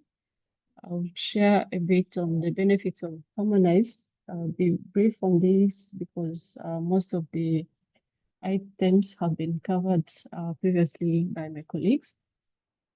And then I'll talk about different initiatives and opportunities that we are having under the harmonization and certification of African standards in agriculture products with the support of FDB. And finally, I'll give conclusion and call to action, what we are expecting from you members. So as a background, wanted to share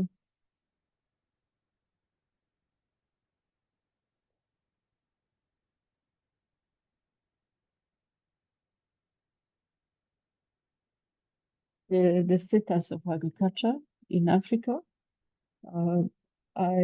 From different articles and documents, I've seen that the agriculture is a very important activities in Africa, with a big portion of uncultivated fertile land. But regardless that status, we still have low productivity in the area of agriculture.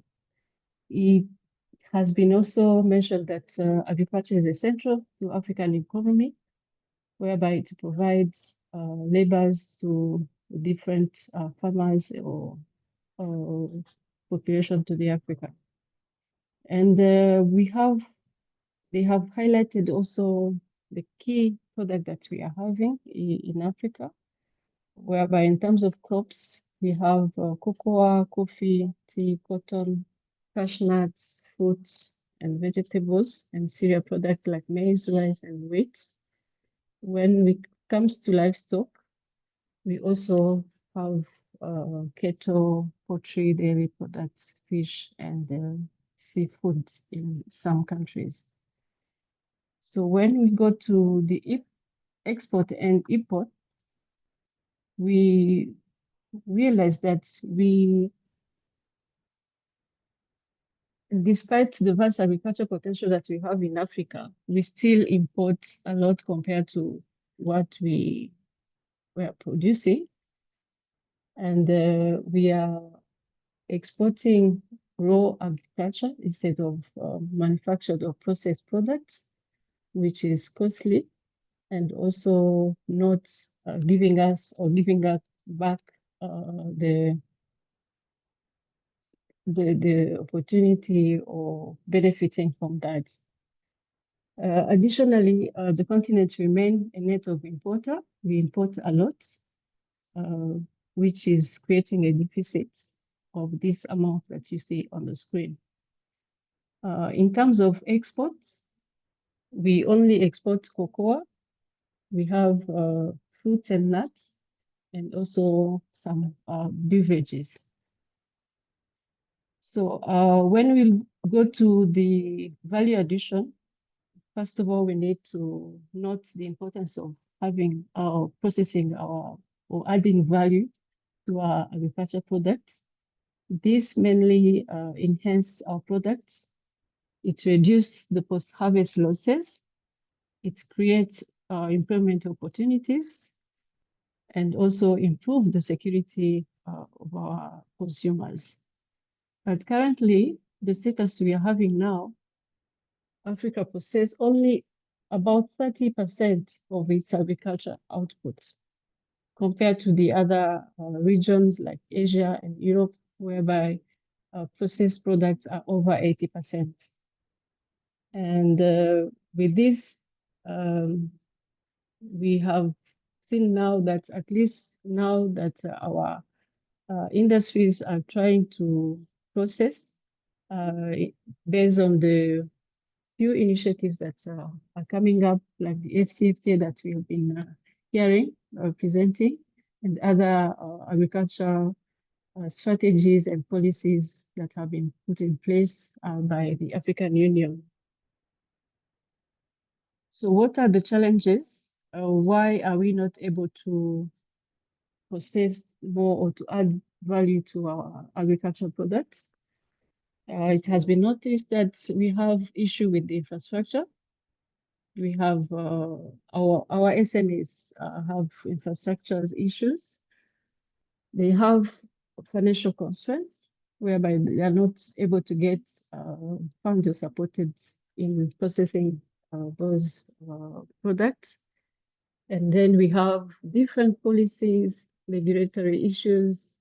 Here we can also mention issue of standards, whereby we found that there are inconsistent policy, conflicting standards, conflicting regulations that also affects our industries to move. Despite these challenges, we can notice that there are also opportunities that our SMEs need to explore by adding value to our products. We are ensuring that our economy is growing. We are able to increase revenues by different products put on the market, or also host countries or going to the other markets. We are ensuring the security of our food in terms of keeping them or processing them, it enable a way of preserving them for a longer time than the products that are not processed. They give or they provide also opportunity for job. When you are in the processing, we definitely, due to the technology, due to the needs of different variety of products, this implies also having more or needing more support, or hence creating job opportunities. So I was saying that that now we are trying to see agriculture products in Africa coming up and trying to compete on different markets. This is because of these different strategies, policies that are being put in place. We have this Comprehensive African Agriculture Development Program launched by the African Union, and it focuses on the agriculture-led growth to achieve food and nutrition security. We have the African Union strategy, Feed Africa, definitely the AfCFTA that has been presented, providing bigger markets to Africa and to enable our cross-border trade.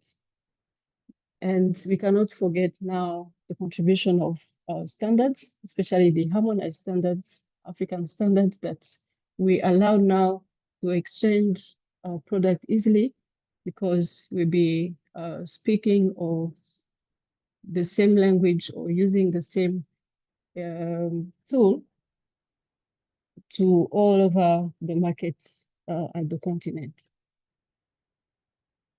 These are the benefits of standards, or the role of standards.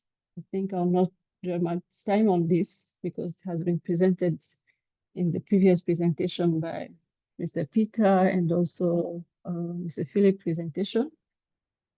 The role of standards is to help improve the safety, briefly, to increase productivity, and also mainly enhance customer satisfaction, and also enable a product to be competitive on different markets. Why do we have to do all this? What are the benefits by having in place standards or African standards? By having the African standards, we are ensuring that our food system is established to ensure that the product that you are making on the market has met all the quality requirements that are set in the standards. By implementing standards, we are reducing the costs in terms of processing or manufacturing, and also reducing the waste that may arise during the manufacturing process. By having standards in place again, we are ensuring that consumers are protected and are consuming safe and quality products. Again, our product will be able to compete at different markets, nationally, regionally, and also internationally. Standards are also important when it comes to conformity assessment procedures. This also has been highlighted, whereby by having standards in place, we can be able to establish different mutual recognition agreements among different countries, so that our products can move freely without any other intervention in regard to the conformity assessment procedures. They also support the technical regulation framework, because technical regulation frameworks, when are based on the existing standards, these will reduce the number of conflicting standards or conflicting regulation, because they all be based on the same standards. So the aim objective or the end goal of all these, as explained, we all need to see one standard being used by everyone, one test because the tests are based on the same standards, even the certification. So hence, our products, the African products or agricultural products will be accepted easily on different markets. That's why we are saying one standards, one test, one product accepted everywhere. So what have we done so far at ARSO? Or what is the contribution of ARSO in the harmonization of standards in agriculture and food safety with the support of the African Development Bank? We have a project, as I said, it is focusing on the harmonization certification of African standards, focusing on dairy, horticulture, fisheries, and aquaculture products. But there are also some other products that we are going to see that has been added to complete those main sectors. So under these projects, we have a target. First of all, it has been approved or started in 2022. And we are having a target of 380 standards. Along with those standards, there'll be different documents that will be developed, or they are even in process of being developed, actually at the final stage. These include the training material, the outreach materials, and also value addition modules in the support of the implementation of those 380 standards. We have under the same project, apart from the component on harmonization of standards, we also have a component on capacity building, whereby we ensure that people are trained on those different standards. We are providing different awareness sessions, like the one that we are doing today, on different standards in the agriculture sector to help our members to implement easily those standards. Additionally, we have another component on conformity assessment, whereby we support our members in implementing the ACAP, the African Conformity Assessment Program, and also EcoMark label. Of course, using the sustainability standards and some of the standards in agricultural sectors by applying the dual marking. This is a component under conformity assessment. Under these projects, we are working under 10 technical committees, as you can see them on the screen. I think I've seen some members from these different committees have managed to attend. We have fish, we have milk and meat products, horticulture, coffee, animal feeding, live animals, eco-labeling, and agriculture biotechnology, and the supporting committees on cocoa and cocoa.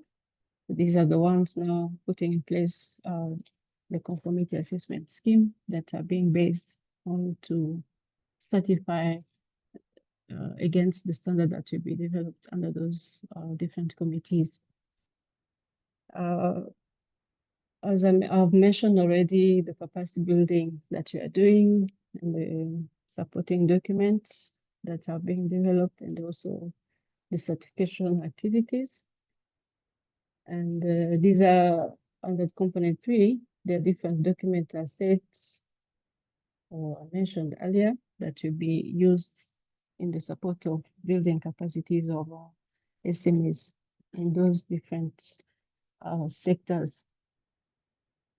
So I wanted to share now the participation of our member states in our different activities. But before that, I wanted to highlight that under the harmonization process, we have published so far 133 standards in those different sectors.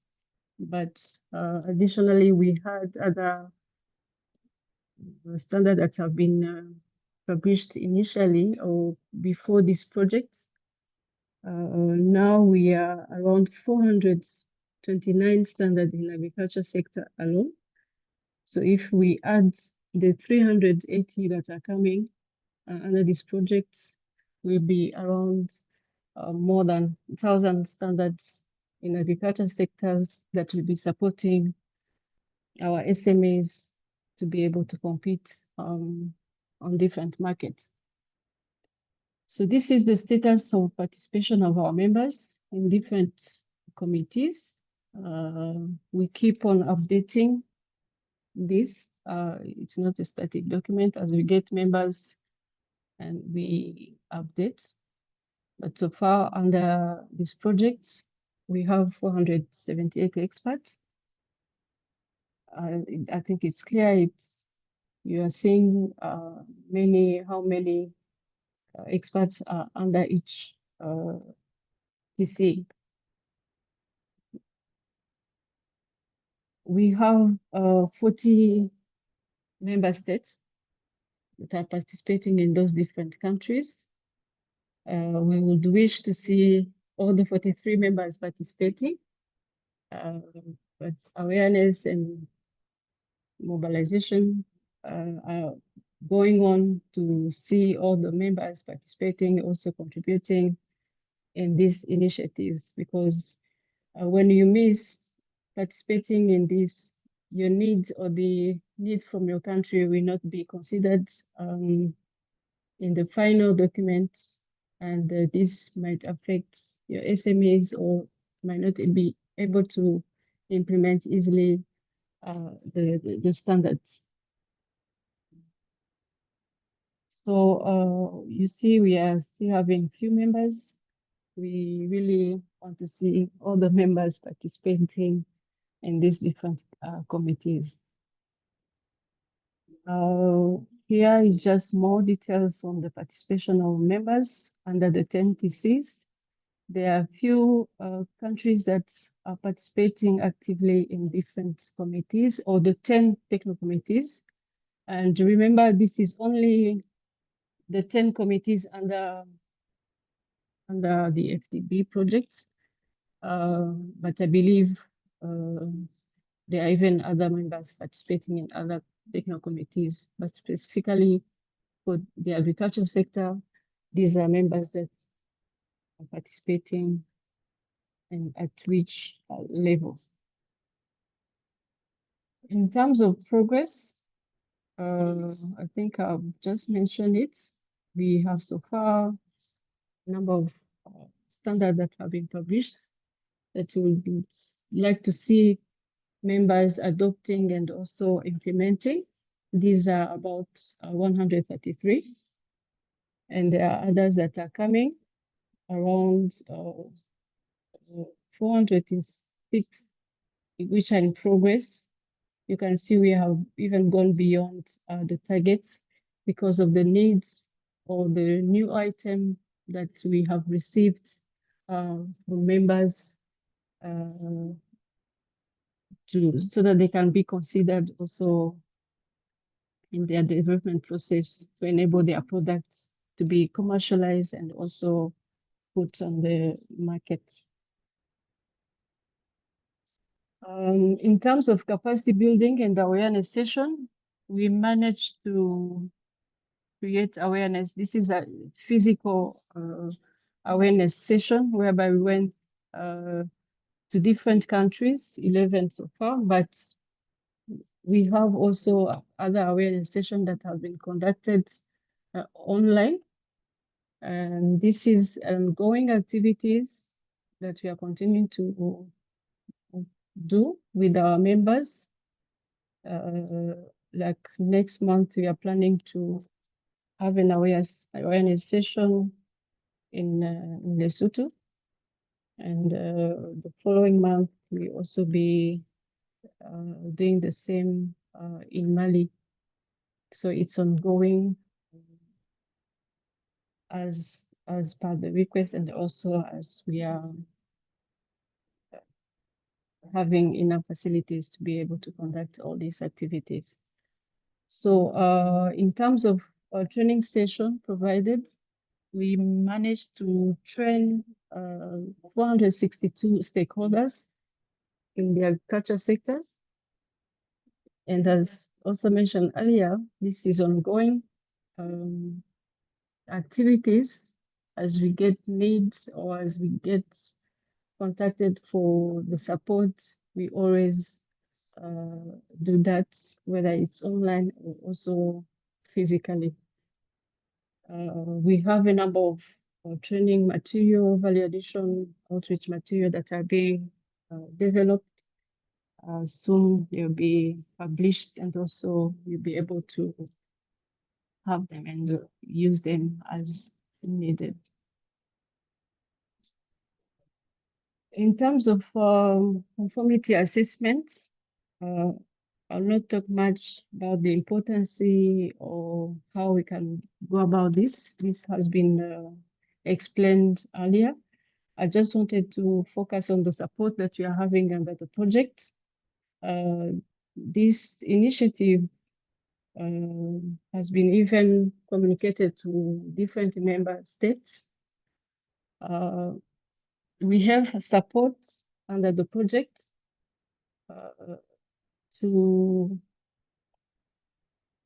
we have funds, to support our member states, especially the certification bodies, to be accredited under the EcoMark label, and also supporting the SMEs in those different countries to be certified against the ARS standards. Here we can say the dual marking means that once a national standard has adopted ARS standards, the certification or the certified company or the certified product have mark, the national mark, and also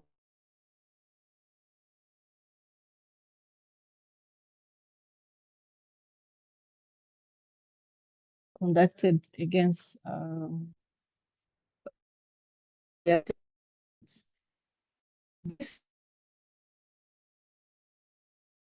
for the accreditation process.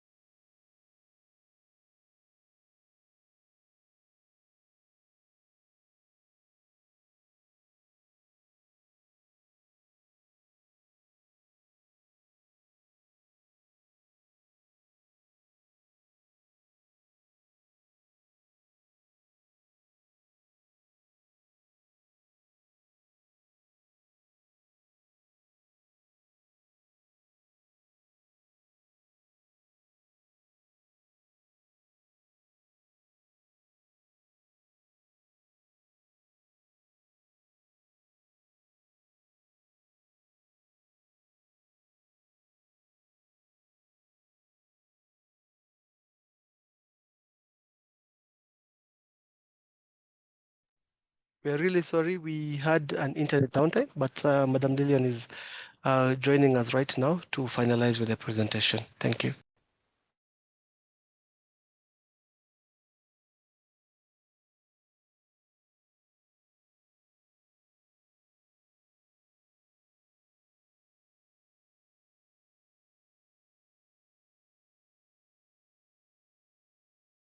As we wait for Madam Lillian, maybe I would like to ask if there's any questions so far. We're sorry for the issue of going out. The internet just had a blip in the office. But I would just like to request if you have any questions with regards to value addition, with regards to Madam Lillian's presentation on the standards being harmonized, meaning that they will add the number of standards Mr. Kiro told us, 2171 standards are currently harmonized at ARSO. Mr. Philip also informed us that we need to harmonize more than 14,000 standards, between 4,400 to 17,000 standards. And this is the target that we've been provided. And when we talk about value addition, Madam Lillian, have you been able to join back in?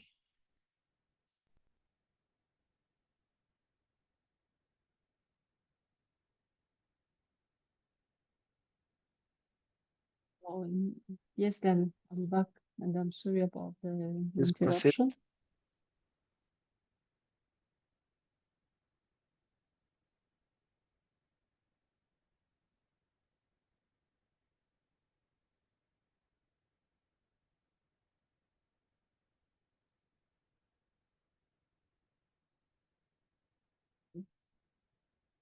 Are you able to see my screen? I confirm we can see the screen. Please proceed. Okay. So I'm also almost concluding. I was just talking about the support that we have under the project in terms of supporting the certification bodies from our different member states and also the SMEs in those respective countries. So the support goes by providing 70% of the cost of the accreditation fee for the CBs and also for the dual marking. This we support fully the SMEs for their product to be certified against the ARS standards. So this is a call that has been launched since December last year. We managed to get feedback from member states, but we are still getting some more. But the issue is that, and people need to know that whoever express interest has to make sure that he has adopted the standards, the African standards in regard to the products that they are having at national level, because sometimes you might find that the product available on the market from a particular country is different from the standards adopted. So member needs to pay attention to that because the support is only for those standards or for those products that will be certified against the ARS standards. But for the accreditation under the EcoMark, that's not issue. The standard available, the sustainability standards and the schemes in agriculture, tourism, forestry, fisheries, and even the textile. My colleague will talk about that.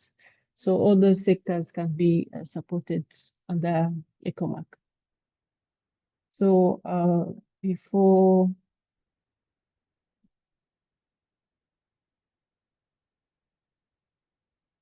I close my presentation, as a takeaway, I wanted to urge that has been said by my colleagues that we need to see our members participating in different committees. I've shown the different committees available under the agriculture sector. We need to see their input. We need to see them adopting those different standards to support the certification activities. We need, as I mentioned, the support is there, under the conformity assessment, but the condition is that member states have to adopt standards, the African standard to be given that support. And in terms of capacity building and awareness, this is also something that I've mentioned.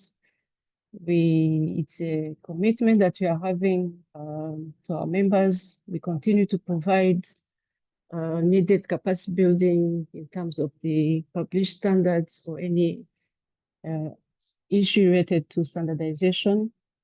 And through our webinars, you have seen that you are trying to cover different topics to respond to the standardization issues that are around. But specifically, the training now, they are more oriented where the published standards. So we want to put this to our NSBs, regulators, policymakers that could be around here today. As I remember when we were inviting, we also requested these different stakeholders to be part of this awareness. We want them to support our standardization activities by participating and also ensuring that these different activities are implemented at national level. For the SMEs that are around implementation, it's very crucial. You need to implement standards to see your products being competitive or being considered at different markets. And for certification and testing body, we are here to provide more capacity and facilitate your initiatives in regard to the certification and conformity assessment. Please don't hesitate to reach out for any support that is available. We require also cooperation with our different partners and also regional standardization body available to ensure that to promote or supporting the promotion of these African standards. So this is my presentation. Let us work together to enhance the food safety, drive value addition, and also unlock the African agriculture potential. Thank you, Dan. I think this is all under the presentation I had on the harmonization of African standards in the agriculture. Thank you. Thank you very much, Madam Lillian, for the way forward. We are looking for universal participation in by countries or member states in our technical committees. We also look forward to adoption of the standards that have already been harmonized. And this will be answering one of the questions that were asked.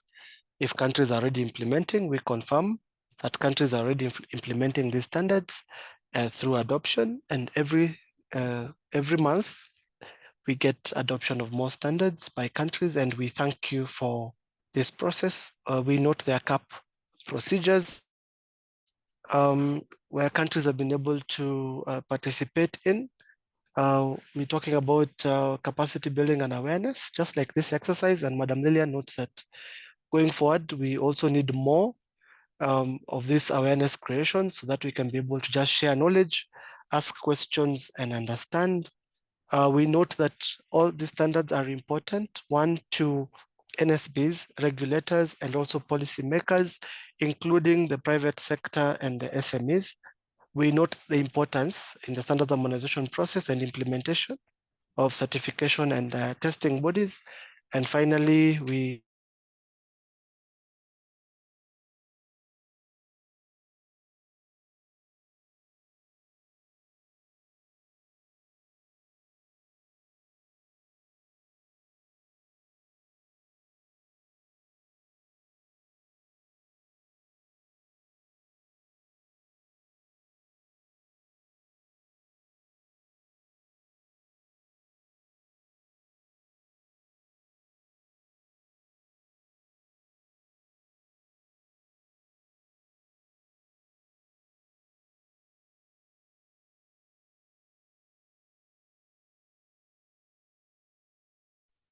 We're really sorry for these challenges with internet, but I would like to welcome my colleague, Madam Clementine Kamana, who will be giving us a presentation on the role of harmonized African standards in textiles and leather industry.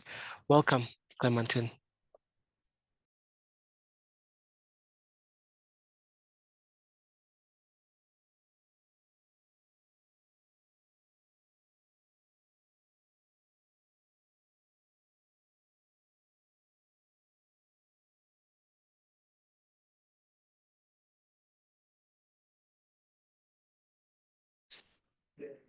Thank you, Dan, and my colleague. My name is Clementine Mukamana. I work as a project coordinator here at ARSO on the harmonization and implementation of African standards for textile and leather products in relation to the African fashion industry. I'll be giving you a presentation on the role of harmonized African standards in textile and leather industry.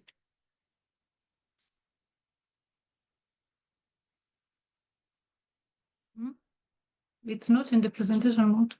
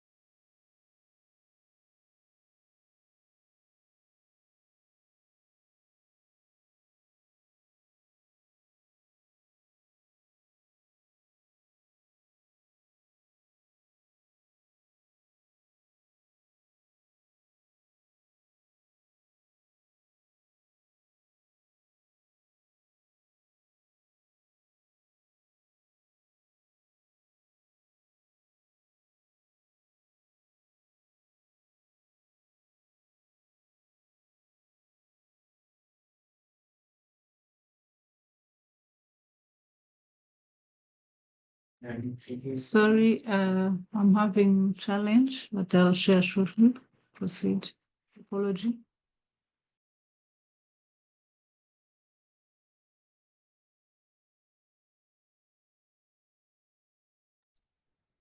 Once again, I encourage you to share questions on the chat box as we wait for Clementine's presentation. We also note that we shall be sharing to all the participants of this meeting, the website link with all the presentations presented today. We thank you for your participation. Madam Clementine is sharing her screen. We will be closing in the next 20 minutes. Thank you.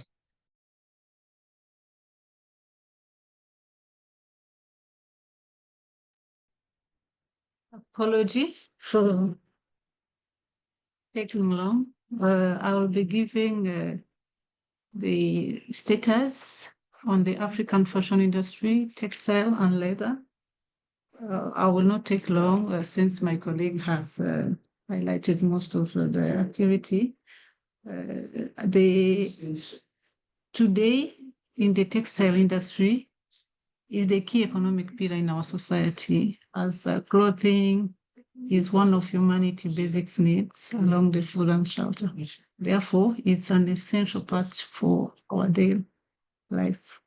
According to the report by Fashion United in 2022, the fashion industry was valued at 3 trillion, approximately 2% of the world's gross domestic products.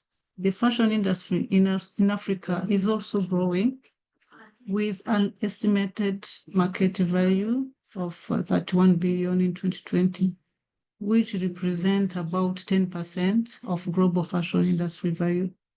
The footwear industry in Africa is still expanding, and the continent possesses the raw material, particularly leather footwear, along with the labor and skill needed to develop the sector.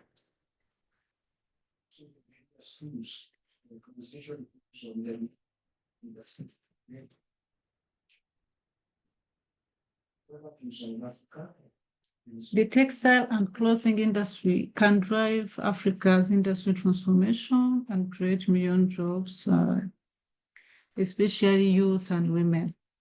This sector is composed with mainly micro, small, medium enterprises, which can quickly generate both skilled and unskilled employment. Also, the global leather goods market was valued at 242.85 billion in 2022 and expect to grow at the component annual growth by 6.6% from 2023 to 2030. Comparing other value chain with the leather value chain revenue surpassed those of coffee, tea, rice, rubber, cotton, and sugar combined, despite owning 20% of the global livestock population for the African countries contribute only at 4% of the world leather production and only 3% of the leather value addition.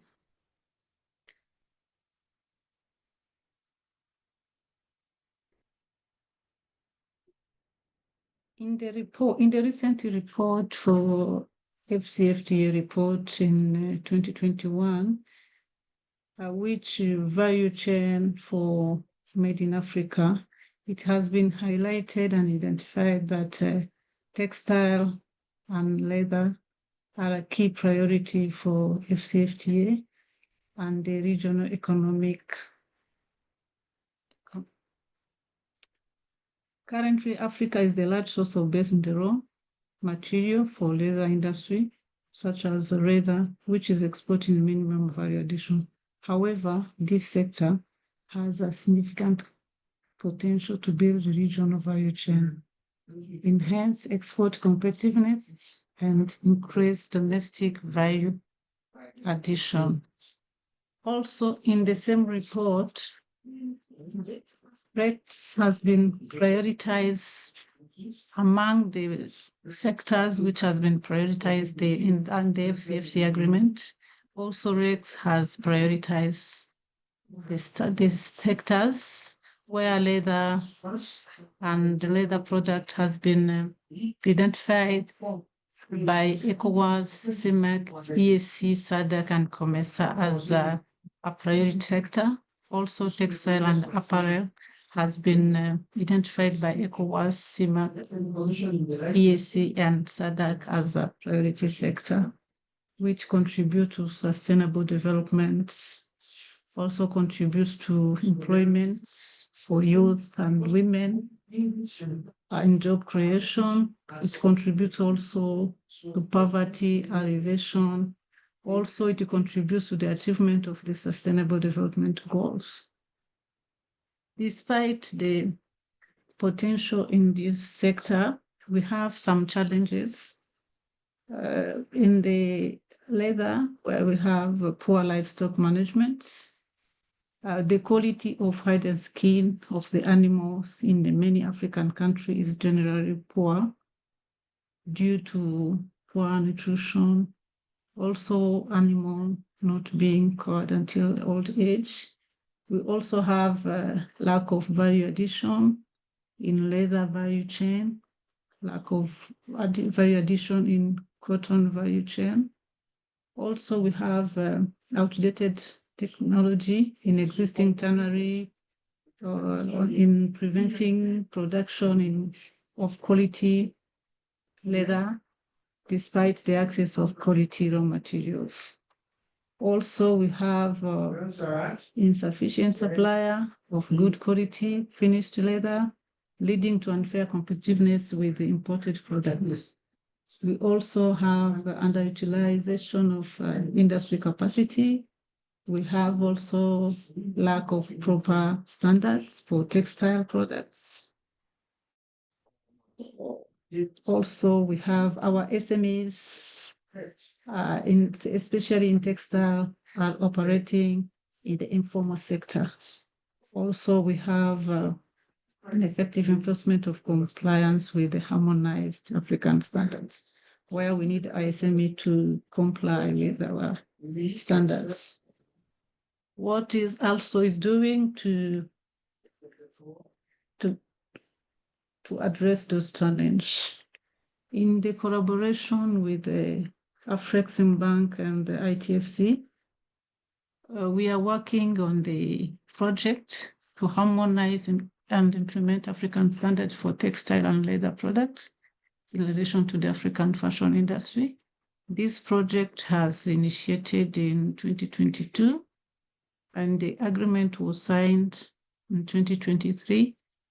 And the TC and working group, they have a target to harmonize 122 standards, which after the technical committee revised the work, they have additional standards to be harmonized according to their needs observed in their respective country. So in 2025, the plan are ongoing, the activity are ongoing. We are still harmonizing the standards and also following up on the adoption of the standards. This project will be ending complete in 2026 in December. The project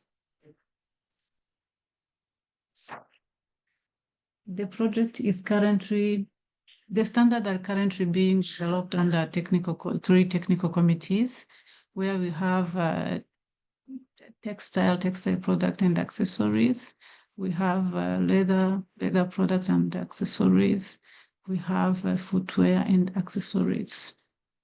So far, initially, before we engage in this project, there were other initiatives which have been done under same sector, textile and leather, where we have published 241 standards in textile, leather, and footwear. So far, we are working on 134 standards are in progress in the various stages.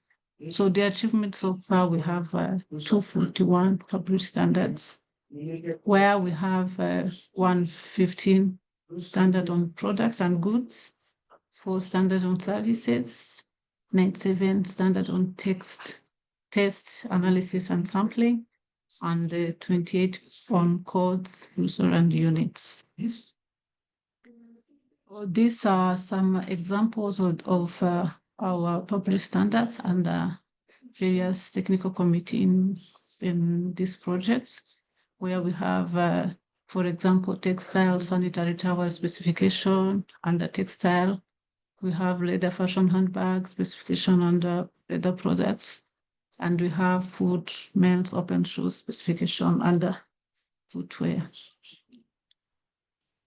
In this technical committee, where we have membership participation under the technical committee, under technical committee in textile and textile products and accessories, we have 22 member countries, and the 12 member states are participating in the harmonization of work. We have 65 experts, and under these technical committees in the project, we are targeting to have all ARSO members joining the work to develop the standard, and they will give their input and their comments, since we are developing the African standards, and which will be implemented by ARSO member states. And the same on TC54, we have 20 member countries with the 11 member states participating. Same on TC55, member 20 countries and 11 member states participating. Under the same, we have a project committee on African body measurements. Also, we have 9 member countries participating with the 11 experts.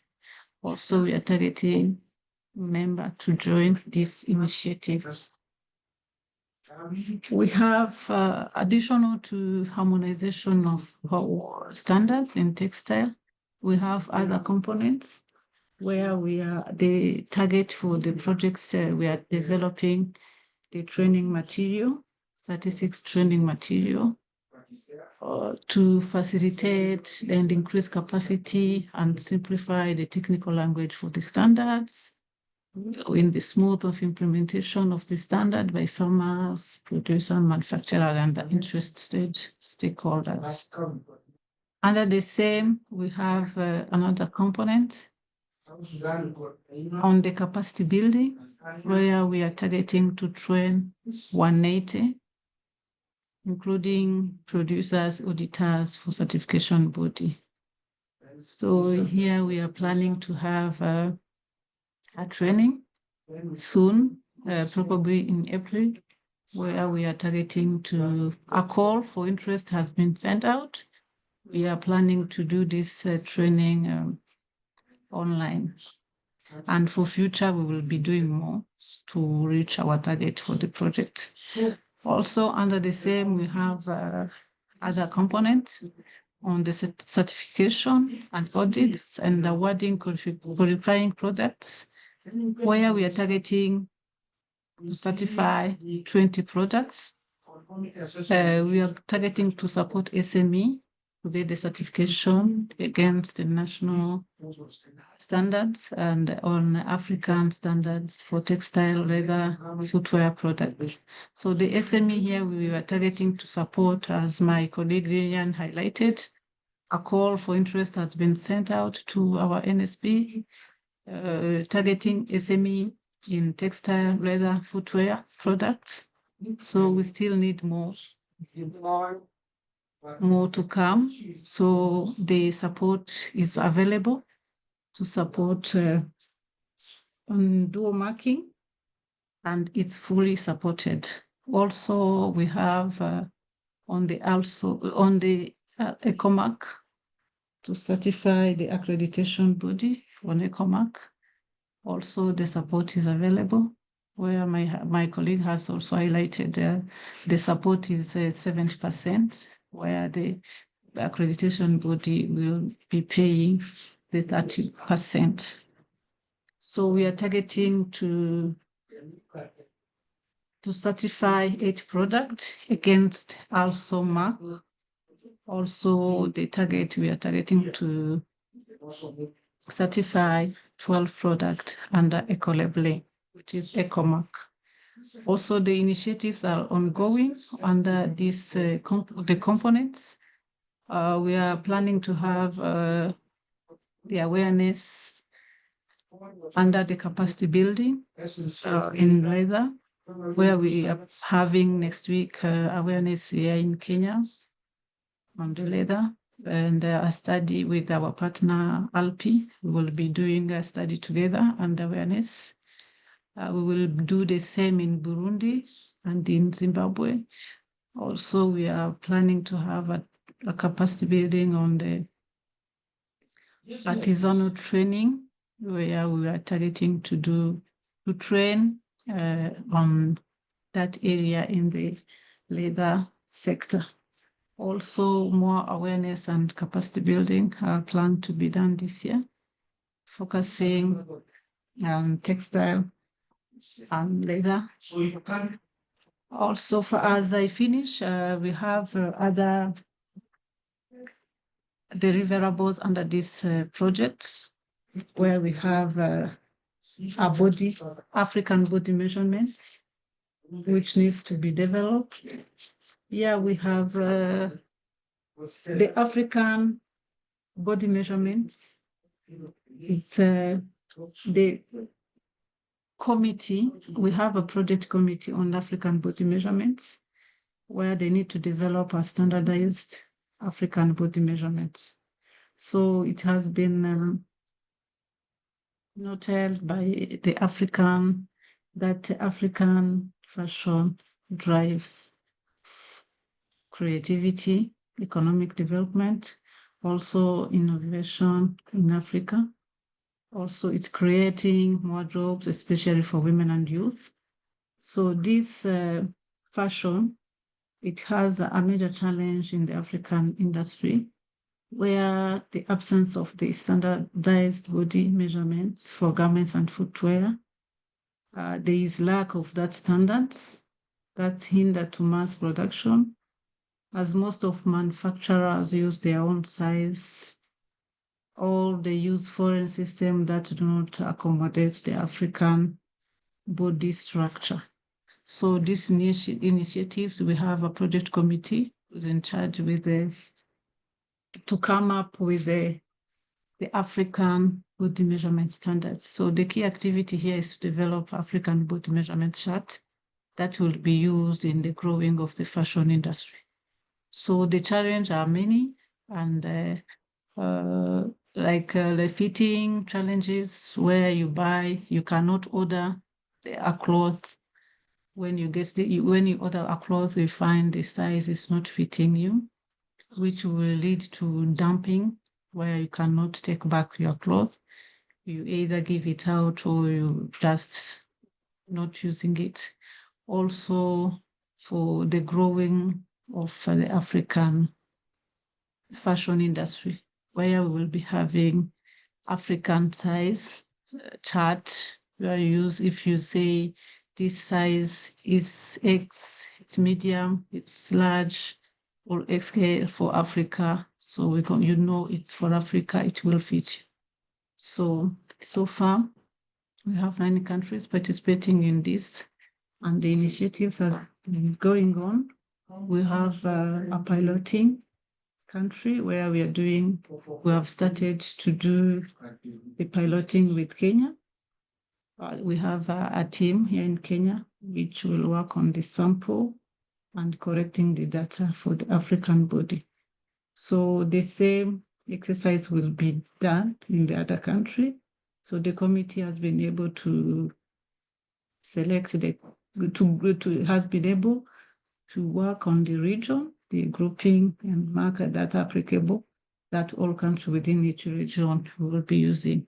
So far, we will, in next few months, we will be planning to start the exercise here in Kenya.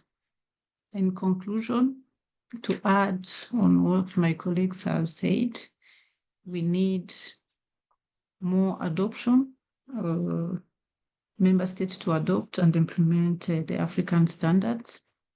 Also, we need member states to support the ongoing and active initiatives in the leather and textile, especially on African body measurements for ready garments and footwear.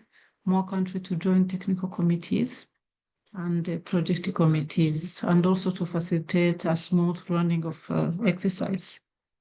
Also, we have noticed in most of our SMEs, especially in textile, they are manufacturing some products which doesn't have the African standard. So we need SMEs, NSPs to give us the new work item and the unique products which are being manufactured under textile. So the expert under this project can develop and work on those unique standards. Also, we need considering the participation, we need also to increase industry participation, where we need their contribution for the technical standards work. The last but not the least, more cooperation and collaboration by member states is needed to undertake the data-informed countries on national body measurements. This is especially on the body measurements, where we need more collaboration and cooperation within member states. Thank you all for your attention. My submission. Chair. Thank you very much, Clementine, for your presentation. We note the importance of the textiles and leather sector in the African economy. We also note the importance of us not being raw exporters of leather and adding value to raw leather, which will also lead to more jobs and industry growth within Africa. This can also be done because we've already developed standards at ARSO and key value chains for leather and textile, and therefore these standards being implemented, people can be able to develop industries and jobs for their youth and their population. We also request following Madam Lillian's and Madam Clementine's presentation, to encourage you to show interest more in training activities, being that these trainings will be done online, and therefore we encourage you to nominate your experts from industry for the same.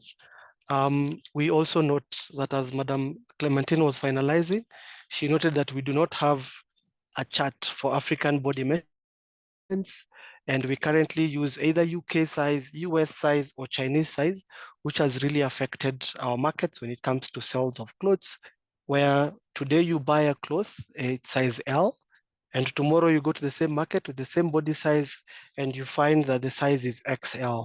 And so there's that confusion, and therefore you can't send anyone to go and buy you clothes without testing the cloth. We would like to appreciate the participation of 37 countries, and I would just like to name the countries that have participated in this awareness creation exercise. We thank you for taking 3 hours, 30 minutes in participating in this. We have Botswana. These are industries from Botswana. We have the NSB from Burkina Faso. We have the NSB and from the private sector from Burundi. We have from Cape Verde, the NSB participated. We have from Cameroon, the NSB and people from the private sector have participated. We thank you very much. From Chad, we also have the NSB participating. From the Democratic Republic of Congo, we have the NSB and people from the private sector participating. We really appreciate this. From Egypt, we have the NSB and people from regulatory authorities participating. From Eswatini, we have the NSB participating. From Ethiopia, we also have the NSB participating. We thank you for your participation. From Gabon, we also have the NSB participating. From Ghana, we have the industry and from the NSB participating. We also have a visiting professor from Italy who participates as a consultant in African activities. From Kenya, we have regulatory authorities and from the NSB participating. From Liberia, we also have from the NSB. We thank you for this. We also have from Madagascar, also from the NSB.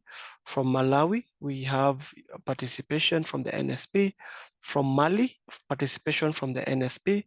From Mauritius, from Morocco, all participating from the NSB and also from laboratories and other organizations and also the private sector. We thank you for your participation. From Mozambique, also from the from SADCAS, Namibia, we thank you for your participation from the NSB. Niger, also from the NSB, we thank you for participating in this awareness creation exercise. From Nigeria, which has the biggest team from the NSB and also from the private sector and regulatory authorities. We also note the same from Rwanda, a very big team again, participating in this activity from the NSB and also from regulatory authorities and also independent companies. From Senegal, also we note participation of their participation. Seychelles, we note their participation. Sierra Leone, from the NSB, we thank you for your participation. Somalia, another big team, also from regulatory authorities and the NSB. South Africa, we also thank you for the same from the NSB and regulatory authorities. South Sudan, we note from the NSB. We also note participation of the regional coordinator of African and Arab states from ARSO, Thomas Atho. We note participation from Uganda. We thank you very much. We also note interest from organizations out of Africa. And in this case, we note interest from United Arab Emirates, where they've been able to participate because they want to participate in either certification activities within Africa. We note participation from Zimbabwe and would like to thank you. Of that, we have 37 countries participating. We appreciate your participation and look forward to your participation in future activities by ARSO. And if you have any query, please note that we are here to answer the queries. You can be able to send email query to arso@arso.org And also just check on the ARSO website. You'll be able to find where you can send us any queries, and we'll be able to respond and help you where we can. Thank you very much for participating. At this juncture, I would just like to request you put your video so that we can take a sniping tool before we get the closing remarks from our technical director, Mr. Ruben Kisore. TD, as the technical director is doing the remarks, we can proceed and put our cameras on. Thank you. Yeah, thank you very much. It was very interesting listening to all the presentations and your good participation. We don't take it for granted. And as we indicated, we would like to get all the partnerships that we can get from both Africa and outside Africa. And we believe that with harmonized standards and conformity assessment, we shall be able to trade. And as we also know, when we create trading relationships, we create prosperity and we create peace among ourselves. So I'm looking forward to further engagements as we plan later on. And I think in the next session, we shall be looking at opportunities for certification bodies, for those that are willing to participate in our certification activities. We shall also be looking at SMEs and other companies which may wish to get certified. And with the support that we have expressed that we do have, we shall be looking at those that we can assist to get certification either as eco-mark or as a dual marking or self-declaration. So we look forward to engaging more as we move to improve our approach to trade in the continent. Thank you very much for your participation, and we wish you well for the rest of the day and your endeavors for the rest of the week. Thank you. Thank you very much, TD, as we are closing the meeting. Thank you.